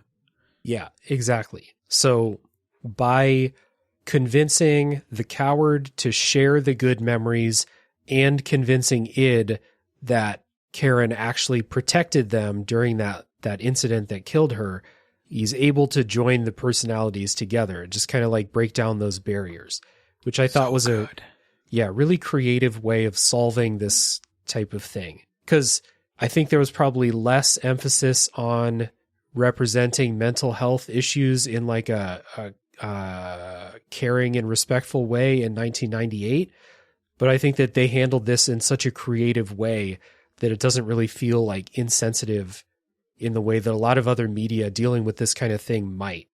Yeah, and that was my worry in the beginning, that the portrayal was going to be the trope portrayal of that time and even still now to this day. But yeah, they did not go with any low-hanging fruit on this one. No, they really absolutely not. Really thought outside the box, and I commend them for that. Because, yeah, this holds up today, and that's hard to say about a lot of topics. But that's the thing about this game in general. Like, every topical point can be looked at from today's lens, and it still fits. Yeah, I mean, that's how I view the video games I play. Like, I'm not somebody who can really put myself back in a time very well when I play. And this held up really, really well from that lens. Which is always a blessing.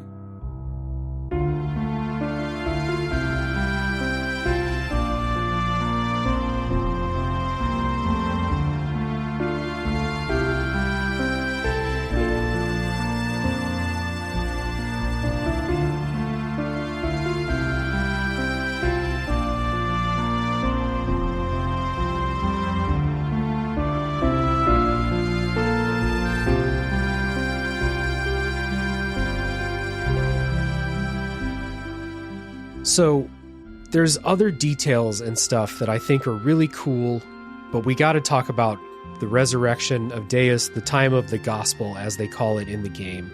And so character motivations are kind of revealed as it goes, and that's what everybody is working toward.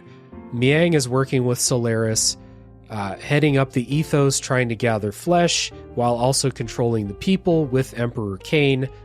He's the leader of Solaris. So you realize that's anything that they do is toward that end of resurrecting Deus. Solaris creates a special force called Gebler. That's one of the early revelations, is that like this mysterious third army is from this country in the fucking sky that is a Right. secret to everybody. I think they're doing that because they don't want the war to end, because more war means more bodies, which means more flesh, more technology, etc. More people to experiment on. They can, grab people because people die in the war all the time. So Yeah, exactly. makes people, they can cover up. Yeah. The ethos is providing bodies for the resurrection of Deus, but it's also like doing that thing that the church does, which gives people hope in desperate situations. So like they are evil, but like the surface level thing, like Billy is trying to help people. And so like you do need that, especially in a world that has a forever war happening. And I think the crazy part is, though, the people he is protecting, or the going out and killing these other like mutants, they're actually still, they were human. So it's like, Yeah. betrayal after betrayal, but also in a good sense. Like, yeah, he's trying to do the right thing. I mean, he runs an orphanage. Come on. Yeah. Trying to do the right thing. Yeah. And then the other kind of thing that sets up the resurrection, I guess, and kicks it all off is like that gear fight in Lahan Village, where they're fighting over Veltal, phase gear. They think they're doing it because they think it's just a nice gear that's going to help them in the war. But the powers that be want that gear because it's an anima. It's an omni gear, and they need that to resurrect Deus. Yeah, they need all 12. Yeah. So Deus is going to be resurrected because you found all the anima relics, turned all the gears into omni gears. The Gazel ministry is killed and consolidated in some way. So like they're there. Emperor Cain gets killed. Ramses kills him. And so I guess they can just absorb that into Deus or something like that. I do like that Rasmus is like the clone of Cain, and he's like pissed off at Faye all because he's an inferior clone, basically. Yeah, just inferiority complex, the character. Yeah. I like that, you see him, and when he goes off the handle, like flies off the handle, it's so good just seeing his craziness. Yeah, and yeah, he kills Cain. he kills the Gazel Ministry. I think he kills them. Oh, no. Does Krelian kill them? Krelian kills them. He like starts undoing their data chips or whatever. just one by literally one. unplugging them. Yeah. What is cool about Cain dying, like you said, since Rasmus is a clone of Cain is able and like he kills himself technically. True. Yeah. I'll be honest, I got Ramses and Krelian mixed up like many times throughout the story. They're similar, even though they're very distinct, different people, right? But there's so much going on towards the end of the game with the figureheads. You're kind of like, who's going where? Yeah. Well, one of them is like, isn't Ramses like made of nanomachines or something like that? He's grown. So he's like, his life is like rapidly. And then that's when Miang becomes pregnant at that point. And so he's like, oh, we don't need this guy anymore. And that's why he's got the complex. Whew, yeah. Other missing pieces for Deus. Ellie arrives to the scene and then Miang takes over her body and they needed Ellie's body. Faye arrives, all the flesh from the people, and then there's apparently, they said there's some gaps that needed to be filled, and so Krelian's nanomachines are used for that. And I think it also like boosts the reproductive rate of Deus because of the nanomachines. Because they're machines, yeah. Yeah. Dude, when frickin' Ellie shoots Faye at that point, I was like, what is going on? Yeah, because it's before you learn about Miang's powers. Yeah, it's like, what? It's like, like Deus is being resurrected.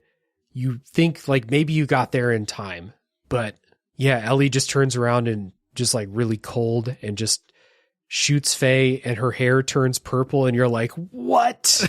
I think what's even cooler about that is because you kind of make what is his name? Ramses. You make him kill the other Miang and that cycles over. So like if that didn't happen, Ellie probably would have been okay and with you the rest of the game. True. But I was like, that consequence of that is so well done. Yeah. And it's before you know what a horror monster Miang is. Literally just the power to take over any body, any woman, and at the worst time. Yeah, right. And so when the original Miang dies and she said something like, I can finally go. So she was basically immortal, right? Because Miang was in that body as well, I assume. And so that was whoever that person's name was. I don't actually think we ever know, right? She just it could have been anybody. Yeah, but she finally gets released, and so she feels relief, thankfully. Yeah, and then I think Miang takes over Ellie's body. Ellie shoots Faye, and they merge. They go in with Deus, and then Miang leaves Ellie again and takes over a different body. She's like, okay, I'm done with this, because I guess she needs Ellie for the resurrection. Yeah, because she's one of the original personalities, right? The mother split. You need both of them. Yeah.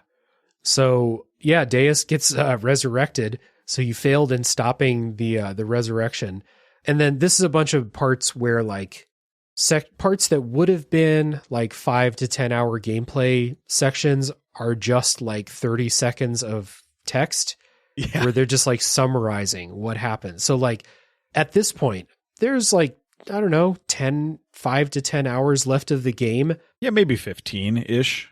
Depends on what you do. Yeah. Yeah, but it's like there's another 50 hours worth of like story content here. It's just you read that. It's not even you read like dialogue like you would in a visual novel. It's literally them summarizing, here's what happened. And what's weird about it is it like works somehow. Because it's good content. Yeah, the presentation of it. And they're like, oh yeah, I've done enough of these like dungeons where I'm like, yeah, this new giant machine's going to come out. Okay, I have to get there. Yeah. I'm going to team up with my other people and take it down. So you've had like 40 hours of this beforehand, so you can kind of fill in the gaps yourself. Yeah. Oh, man. And I am so happy that they chose this method to do it versus... Well, one, this game just never coming out because that's a possibility. Or two, they just like, all right, we're going to end it at disc 1, and that wouldn't be possible. Stay tuned for Xenogears 2. Yeah, and that would have never came out. So this wraps up, and that is the best thing about this. Yeah. Yeah. And I much prefer the approach of just letting us read the rest of the story rather than not finishing the story. Because I'm trying to think, in obviously doing this episode because of the podcast, if it was in a different light and I had another 50 hours to go and I had to go through dungeons and gameplay and random encounters, I don't know if I would have finished it. It would have, I mean, think about me already kind of being tired of the gameplay, and then I'm faced with 75 more hours of it. Like, yeah, like, I did that with Xenoblade Chronicles 3, right? Yeah, but that only took me, I think it was like 65 hours to beat that game. And I didn't like the combat at all in that game, but it was shorter than Xenogears. So Xenoblade Chronicles 2 took me about 140, but I liked the combat in that game. So I was in, and I liked the story too. 140 hours? With the DLC. With Torna. But the main story was 120. So man, long ass game. Yeah. Did not take me that long if I remember correctly, but I did a lot of side quests. Yeah. So there's a whole bunch of shit that goes on. We've talked about things out of order. So like Deus gets released. They carbon freeze Faye like Han Solo to stop him from becoming it again, but then they let him out. Faye goes into prison. You meet Dan again. We haven't talked about Dan, but Dan from the village, the balding 10-year-old kid. Oh, I love that little guy. He's a little shit. They have a nice little conversation at the end. Yeah. Dan basically says like, I'll never forgive you, but I can't stay mad at you like this forever, which is nice. Apparently, if you don't attack him in the tournament, he gives you something. I saw that somewhere. I don't know, it's like a wedding dress or something, but I have no idea what you're going to use that for. Right. There's a lot of items you get in this game that I'd never used. Yeah, that's interesting. I think I spent, because there's a couple turns where Faye tries to talk Dan out of fighting him in the tournament, and then he keeps doing it. So I was like, all right, man, like if you're going to make me. And then he obviously Faye just beats the shit out of him. Yeah. He was kicking my butt though. I was like, am I supposed to die here if I just don't do anything to him? So yeah, that's actually what you're supposed to do. Is it'd be really weird if Dan shows up to the tournament and beats Faye in a fight. Yeah, it'd be great. My name for the tournament was Wandering Youth, by the way. I wrote it down. Okay. I forget what I wrote. I forget what I did there. For pacing wise too, like I was level 63 when I started disc 2, and I was level 43 when I got to the last dungeon. So or 73, not 43. 73. Okay. So 10 levels. So you can definitely see the shrinkage. Yeah, for sure. Yeah. So stuff that is really interesting but happens in cutscenes. Well, Faye meets the wave existence in the present day timeline and learns about the backstory, which we've already talked about. And they do slow down and like really emphasize that part, which is nice. Yeah, I'm glad that wasn't just in a little, PowerPoint slide. Yeah, for sure. You learn about Graf being Faye's father and also Wiseman being Faye's father. And it's two personalities grappling for the same body, I think. Like Wiseman shows up whenever it can regain control to help Faye. And then Graf shows up. I think Graf is in control more of the time. Correct. And Graf shows up to poke Faye and try and get him to awaken his power. There is Deus's Ark is built. It's called Merkava. And then there's a plan to destroy it. And it all happens in one cutscene. This would be like a dungeon and several boss fights and shit. A big reveal. Yeah. Yeah. But it crashes, and I thought this was super cool. The Ark that Deus was going to use to try and leave the planet crashes, and Deus's final form comes out. It's all nanomachines and shit, and just starts terraforming the planet into a giant weapon. It's so cool. What an idea. Yeah, right? I mean, it makes sense for his end goal, or their end goal. Yeah, it would be like... It's like, okay, so you won't let me leave and go to the place I'm going to go? Well, I'm going to take over the entire planet, and then I will just move myself. Yep, I'm just going to yeet out of here on my own way. Yeah. They're both trying to leave, both of the gods. Just one's trying to do something very different. True. They are both trying to go. All right. Final dungeon in the game, when you go inside of the dais structure and you try to go fight him. This is leading up to the final boss and stuff. We have not talked like one bit of gameplay in the spoiler section, but I just want to point out the final dungeon in Xenogears is one of the worst dungeons I've ever done in a video game. It's awful. I wouldn't say it's the worst, but it is very confusing. And I didn't really use a guide because the guide I was looking at didn't really work. Here's more of a way to say that. I started messing around in the final dungeon, and then when I looked at the guide, they're like, this is the map if you don't do anything. I was like, well, I've done a lot of stuff. And it was completely wrong. I was like, all right, I'm just going to figure this out on my own. And I did. Yeah. So it's got a maze section at the beginning that has random encounters in it. And it is even with the guide, it's hard to get through the maze because you have to rotate the camera and all of this shit, and you get out of your navigation gets out of sorts. Then it has this section where you have to go hit these switches to rotate bridges, and you have to do it in the right order. And you get taken out of that screen where all the bridges and stuff are all the time to go back in the maze. Remember? Yeah. And there's like 8, I think, different exits. Yeah. And you have to move basically an exit and then use also these like lever things to move the walkways as well. Yeah. And so it's like, all right, I think I know where I need to go. It's this red dot. How do I get that to work? Yeah. Thankfully, they had a map. If there was not a map, I don't think I would have passed this part. Yeah, that's true. I was getting annoyed because there are a lot of random encounters in the maze. Yes. And they're so tough. Many. They're tough encounters, too. Yeah, and thankfully, there's one of them that if you attack it, it heals you and gives you fuel. And I was like, right. Oh, thank. And there's also that one random NPC that heals you as well. Yeah, we have not really talked about, but some of the dungeons were a little too long, I would say. And there was another one, I think it was in Shavat, that was confusing too. I was like, I have to jump on these fans. I have to press a lever to move the direction of the fan. I got lost in that one too. Yeah. Just generally not like a huge fan of the dungeons for a lot of it. There was the one in Solaris when it's before you get captured and like Saitan like fake betrays you. Oh, I was so mad. Really long dungeon. Yeah, I was so mad that he was going to flip. I was like, I really like this character. Do not betray me, please. Turns out, well, I guess I didn't mention Saitan's role in all of this. His role the entire time, the whole game, even from the first time you meet him, you're like, this guy knows too much. And it turns out he's working for the Emperor, and his whole job is to watch Faye to make sure that he's not a danger.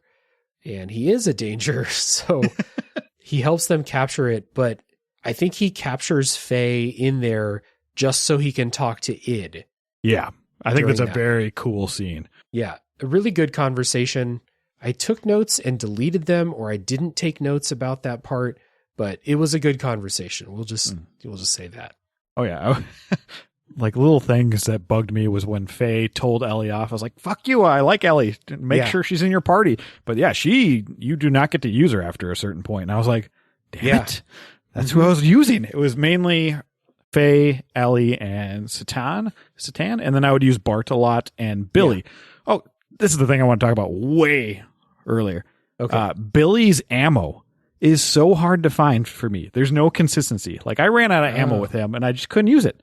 Interesting. I just bought a bunch of ammo whenever I found a shop. That's it. I don't know. I was so sad because I liked using him. Yeah, I used mostly Faye, Saitan, and Ellie because they felt like the canon party for the story, but also Bart, also Billy, and then there were a couple parts very late in the game when I used Emeralda, because there's a part you can go into an old ruined city like right before the final dungeon, and you can do a cutscene and Emeralda will grow up.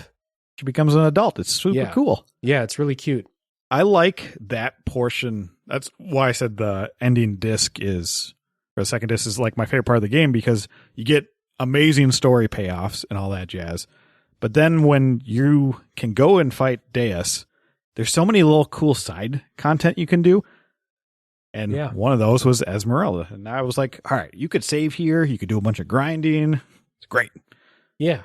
And I think in that same area is where Big Joe has a shop. Down in this, like, it's funny because it's one of those, it reminds me of Nier, where it's like, it looks like our technology, like it looks like a mall that he's just set up shop in, but it's a mall that was a mall 1,000 years ago or something.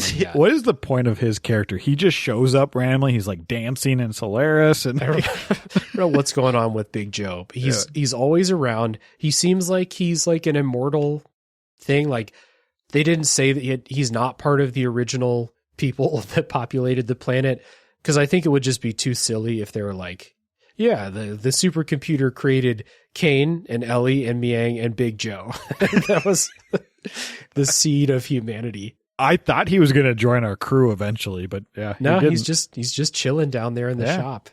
I like it. He sells these items that like turbocharge your gears down there, that made the final bosses and stuff pretty simple.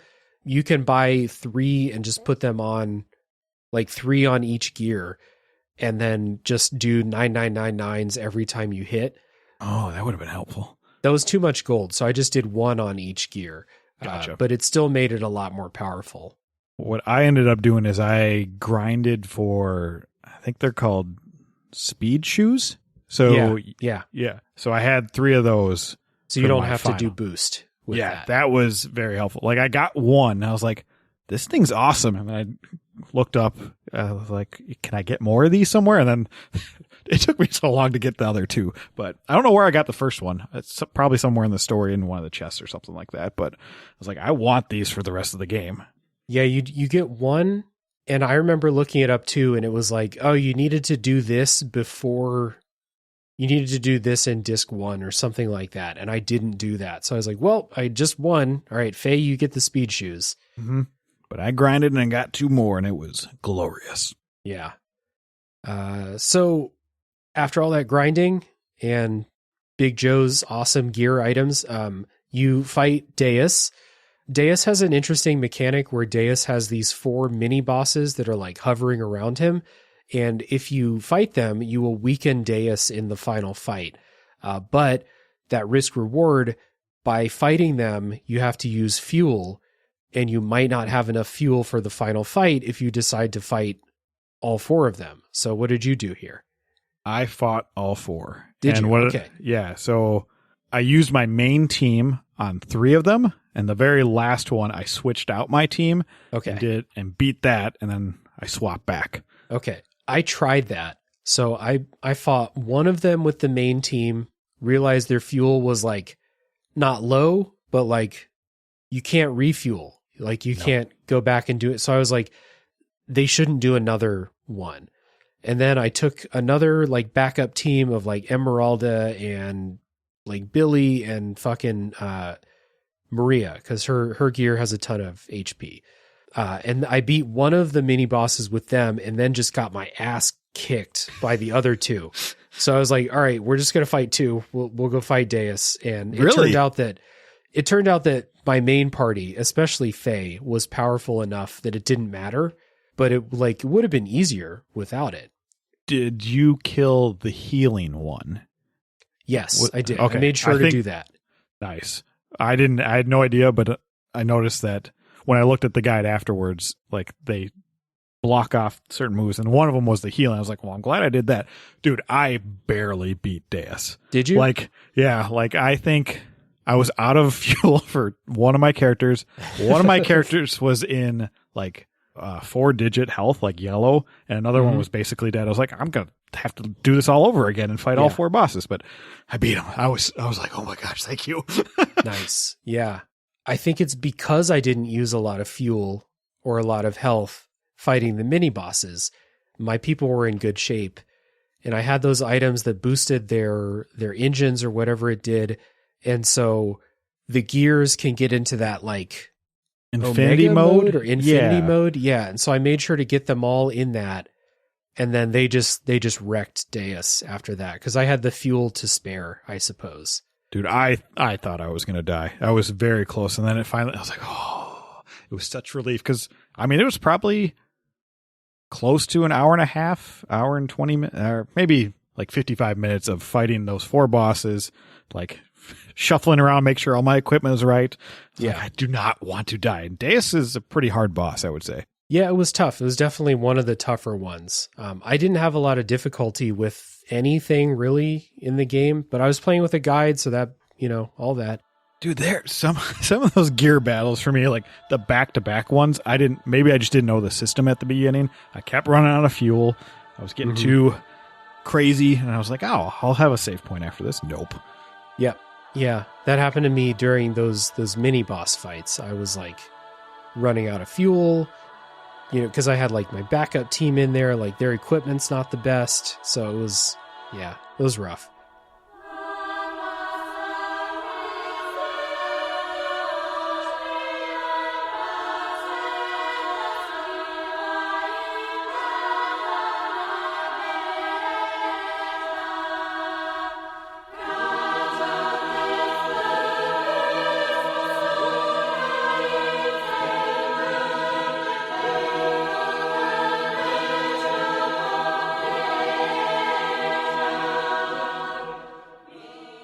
After you beat Deus, this destroys the Zohar, so all the gears stop working, and Faye decides to fly out after Deus. So I think what they say is the wave existence is trying to ascend, but doing that will create so much energy it will blow up the planet. Mm-hmm. So Ellie starts pushing Deus out into space from inside, or something like that. Yeah, it's exactly like her willpower is...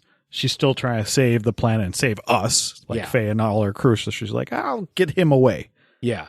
So she does that. Faye chases. They have a nice scene with Bart where Faye thinks he might not make it back from this. And Bart is just kind of like, you better come back, or you better promise me you're at least going to try, or something like that.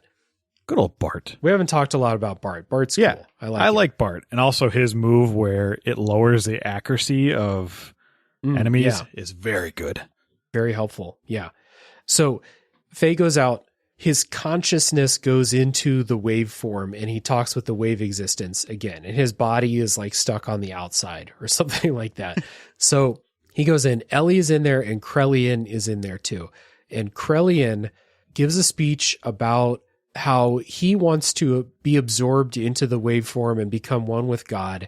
And he thinks that everyone else should too, because this would alleviate all suffering throughout the world.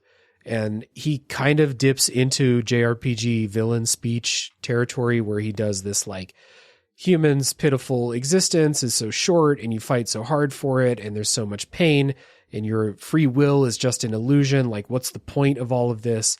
But the thing that makes Krelian's better than, say... Well, I won't say it. I don't want to spoil what game it's from. But other games where I don't like this type of villain speech is that Krelian's is not like, bow down before me, I'm more powerful than you, you are nothing, your free will means nothing. Krelian wants to do this on behalf of people. He wants to erase suffering by making everyone one with the wave existence. Which is an interesting point, because really that's his goal the entire time.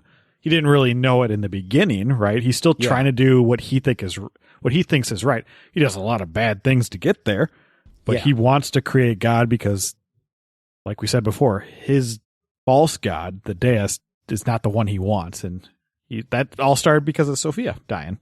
Yeah, his thing is like I guess like so many villains, his story is motivated by a trauma that happened that caused him to, heel turn, but all the while he's doing it for like a somewhat noble purpose. He wants to eliminate sadness and all of that from the world. It's an imperfect method of doing so by merging everyone with the wave existence. It would erase everything. So yes, you would erase all of the bad parts, but you would erase all of the good parts too. Everyone would just be the same in this like wave existence. You wouldn't have an identity most likely, unless I wonder if there's some symbology of when in like the Christian religions, when you ascend, go to heaven, you're basically praying to God and you're living for God. I wonder if that's like his story, is that he's accepting that. But the weird part is, like, I did not expect him to be like, quote unquote, the big bad. Like they never, I thought it'd be the Ministry and or Cain the Emperor. And they kind of just weasel him in there, and I like that. Yeah, it's a slow rise to power with him. I think like Miang enables him for a lot of the game because they're working toward the same thing.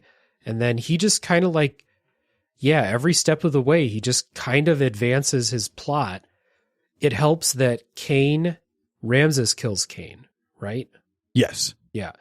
So it helps that someone else took care of Cain, and that getting rid of the Ghazal Ministry is as simple as unplugging the computer. So that helps. Yeah.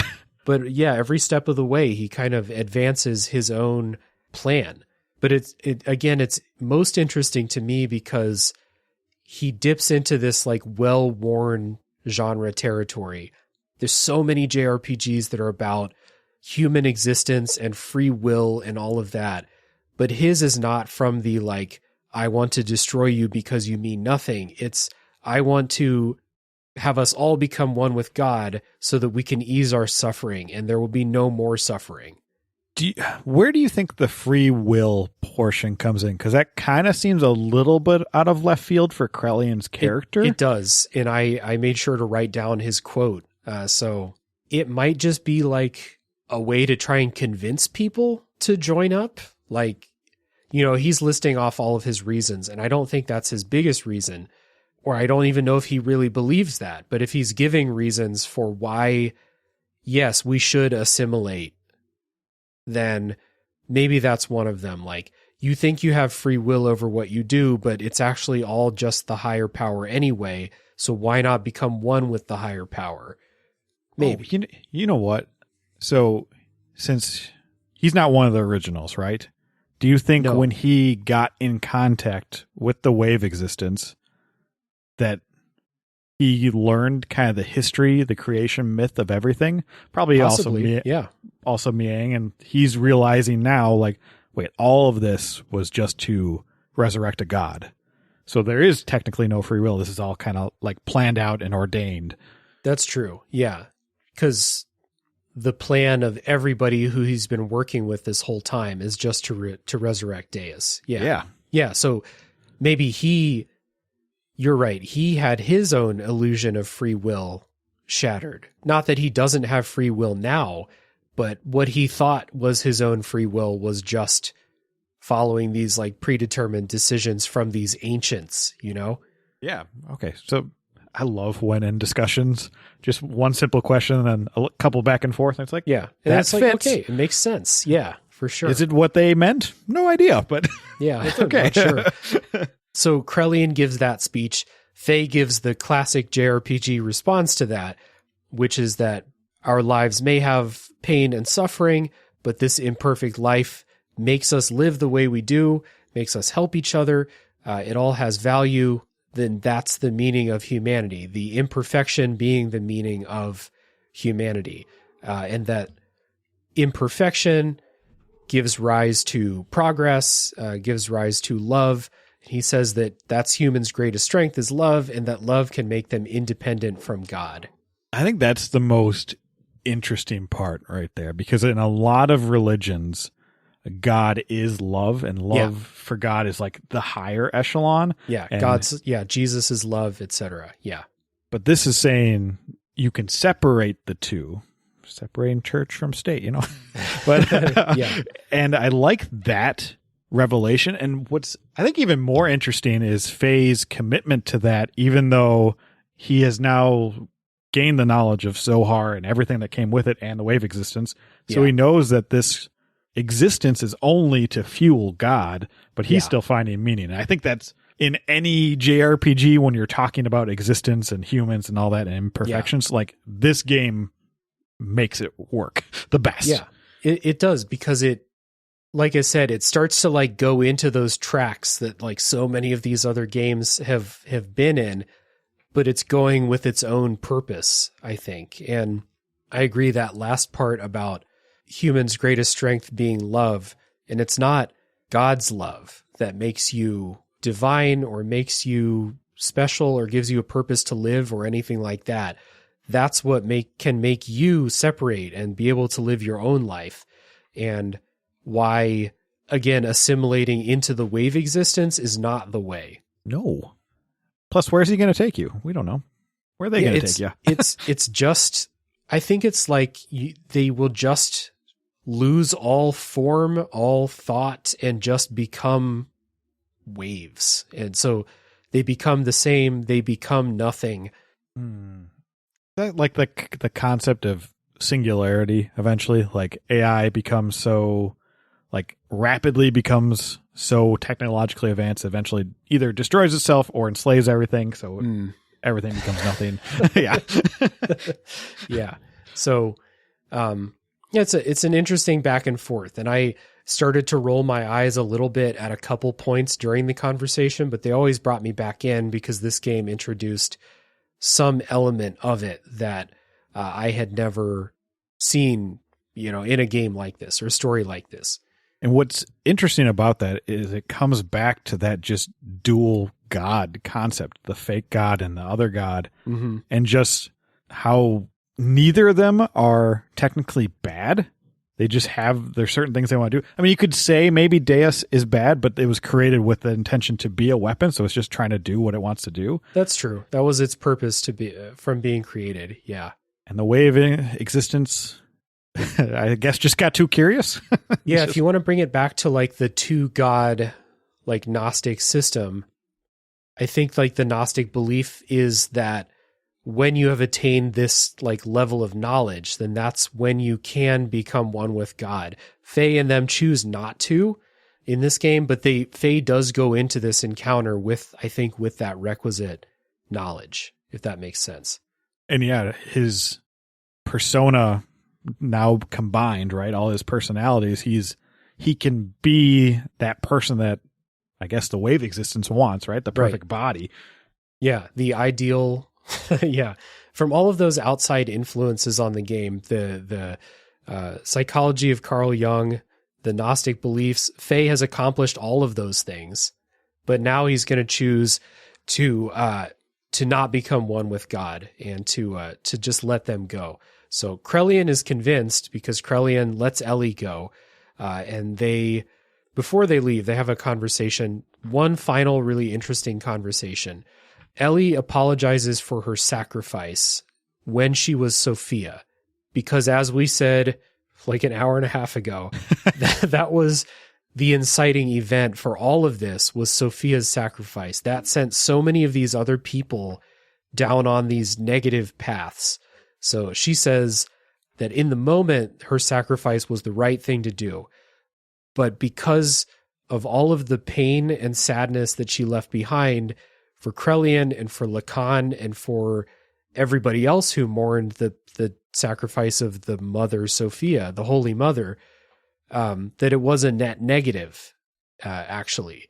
And so, one final bit of like characterization for Ellie, apologizing that her past self sacrificed herself and indirectly caused the problems of the modern story.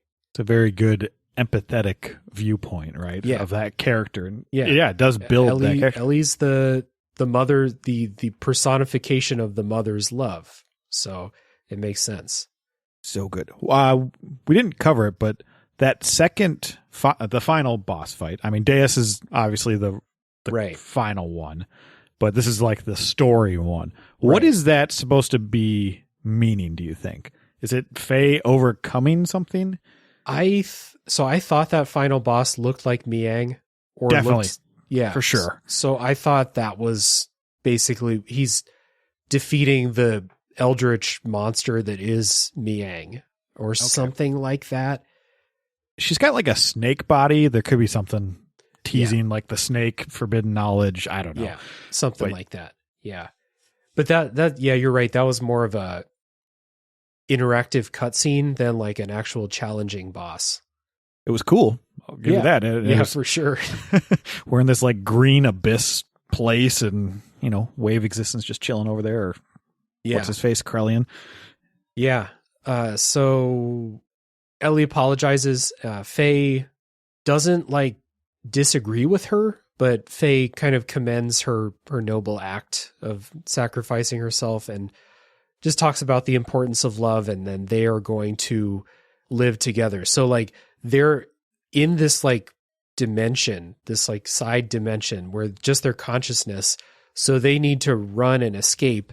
Ellie falls down, and Faye, you can see it in his face. It's in a cutscene. You can see it in his face where he makes the decision like, I'm just going to stay here with her then, and we're going to die here together. But Krellian rescues them. Krellian says that like he understands what they're talking about. He thinks that he has sinned too much to return, so he's going to stay and become nothing, become one with God. But he lets Ellie and Faye leave and says that he envies them. And Faye and Ellie ride in Xenogears. We didn't say that. Xenogears, the upgraded Veltal is called Xenogears. Heck yeah. And they fly down to Earth, and that's credits. I mean, I really like the idea of Krellian saving them, and I also like the idea of Faye giving in, like, I'm not leaving without her. Yeah. I'm going to do this sacrifice. I thought that was very well done. And Krellian being such a unique character at the end. Yeah. And I found that a very interesting choice, because you could have done JRPG trope thing. I'm going to kill the god and that'll be the end of it. And Krellian's the bad guy, right? Or you could have been doing the trope of Krellian wants to become God so he can kill everybody. And their game I played in 2023 that will remain nameless did this exact same thing, where the final boss was going to kill humanity because their free will is nothing, and yada, yada, yada. Like, he could have had that kind of heel turn where he's like, I'm going to become God and I'm going to take out all the trauma on everybody else. Or I'm going to become God and I'm going to kill everybody to ease their suffering. But they didn't. It doesn't end with a bang with Krellian. It ends with a nice, like, compassionate agreement between them. And I feel like this game does that more than once. And I am a fan of the crazy person just wanting to become God and killing everything. Yeah. I Kafka, like that. Again. Yeah. Kafka. I love Kafka. Yeah. Who doesn't love Kafka? If you don't, you're weird.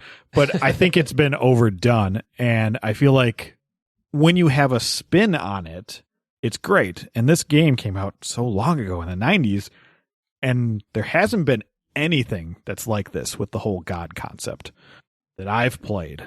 And I've played a lot of JRPGs. Yeah. One thing we didn't even mention, though, is that last little scene where there's like a golden feather that falls at the very end. What is that supposed to symbolize? Oh, at the end, Krellian like sprouts angel wings and flies away. So it might just be a feather from Krellian. So do you think that has deeper meaning? Like, this is going to start again, or it's like a remnant of him? Like, because that's depressing, because it's such a nice ending. It's very quick, though. I don't think so. To me, that would be like a simple remembrance of Krellian and his final act. Like his empathy towards the end and saving them. Yeah. Okay. I like so. That. Look at me. Yeah, I like that more than the, oh shit, well, this is just going to repeat again. Now, the one thing we also don't know is, do the humans in New Jerusalem, or Neo Jerusalem, do they know that this all-powerful godlike weapon was lost? Or do they think it's destroyed and gone? Or do you think they did so much secrecy that nobody knows about that? I think that it was secretly put on the ship. I think they did say it was secretly put on the ship. But if they did create a weapon that was so powerful that it destroyed a planet, you feel like the people probably know about that, unless they covered it up somehow. So, yeah, Xenogears 2, the people from New Jerusalem go out into space to try and find Deus. And I haven't played Xenosaga. Maybe that's part of the timeline. I don't know. Yeah. I'm definitely interested in playing Xenosaga. I'm going to need a break. And I've got other long JRPGs to play before that, but definitely very interested in playing the Xenosaga trilogy. Yeah, same here. And I'll probably, if I have time, I'm going to try and do it this year because I'm all in on this Xeno series. And I know you shouted him out, Rick from Pixel Project Radio. He said, anytime anybody wants to talk about that. So I might hit him up or something. Absolutely. Yeah. So that is Xenogears. Michael, this is over 3 hours, not unexpected. You know, we took one look at this notes document and I was like, fuck, there's a lot of stuff. Again, not just a lot of stuff that you can talk about with Xenogears, but a lot of stuff that feels essential to talk about with Xenogears. Yeah. This has been awesome, man. Thank you so much for taking, again, over 3 hours to talk Xenogears with me. This has been great. Hey, I am happy you went in on this. This was a long time coming. Yes, it was. Yeah, I love talking RPGs, so we will do this again. It'll probably be a while, and I need a break from that. Like, I remember when we were going back and forth, they're like, how far are you? I'm like, I feel like this game's never ending. I'm a little worried that I'm not going to make the recording date, but we were flexible. We kept talking back and forth, and it was a blast, and I always appreciate coming on to this show. It's one of the best out there. Yeah, thank you, man. Listen, everybody. Thank you. I appreciate it. Again, was very happy to invite you to come on and talk about this game. I knew we'd have a good conversation. That is what happened. So I will thank everyone who has made it to the end of the podcast. As always, you are the MVPs. We appreciate you. If you've made it this far, please, again, go down in the show notes and check out the links for Bits of Time, for Ayla, and for The Condemned. That's the other one. Consumed. The Close Consumed. enough. Shit, it's a CON word. The Consumed. Yes. Go check those out down in the show notes. And episode 57 is Xenoblade Chronicles. Thank you. For you. Episode 57. See, I remembered the general area that it was. Episode 57, Xenoblade Chronicles 3 with Colby from the Switch It Up podcast. We had a great conversation there. So maybe go check that out if you want more Xeno on Tales from the Backlog. But that is going to be all for us. Tune in next week for the next game to come out of the backlog.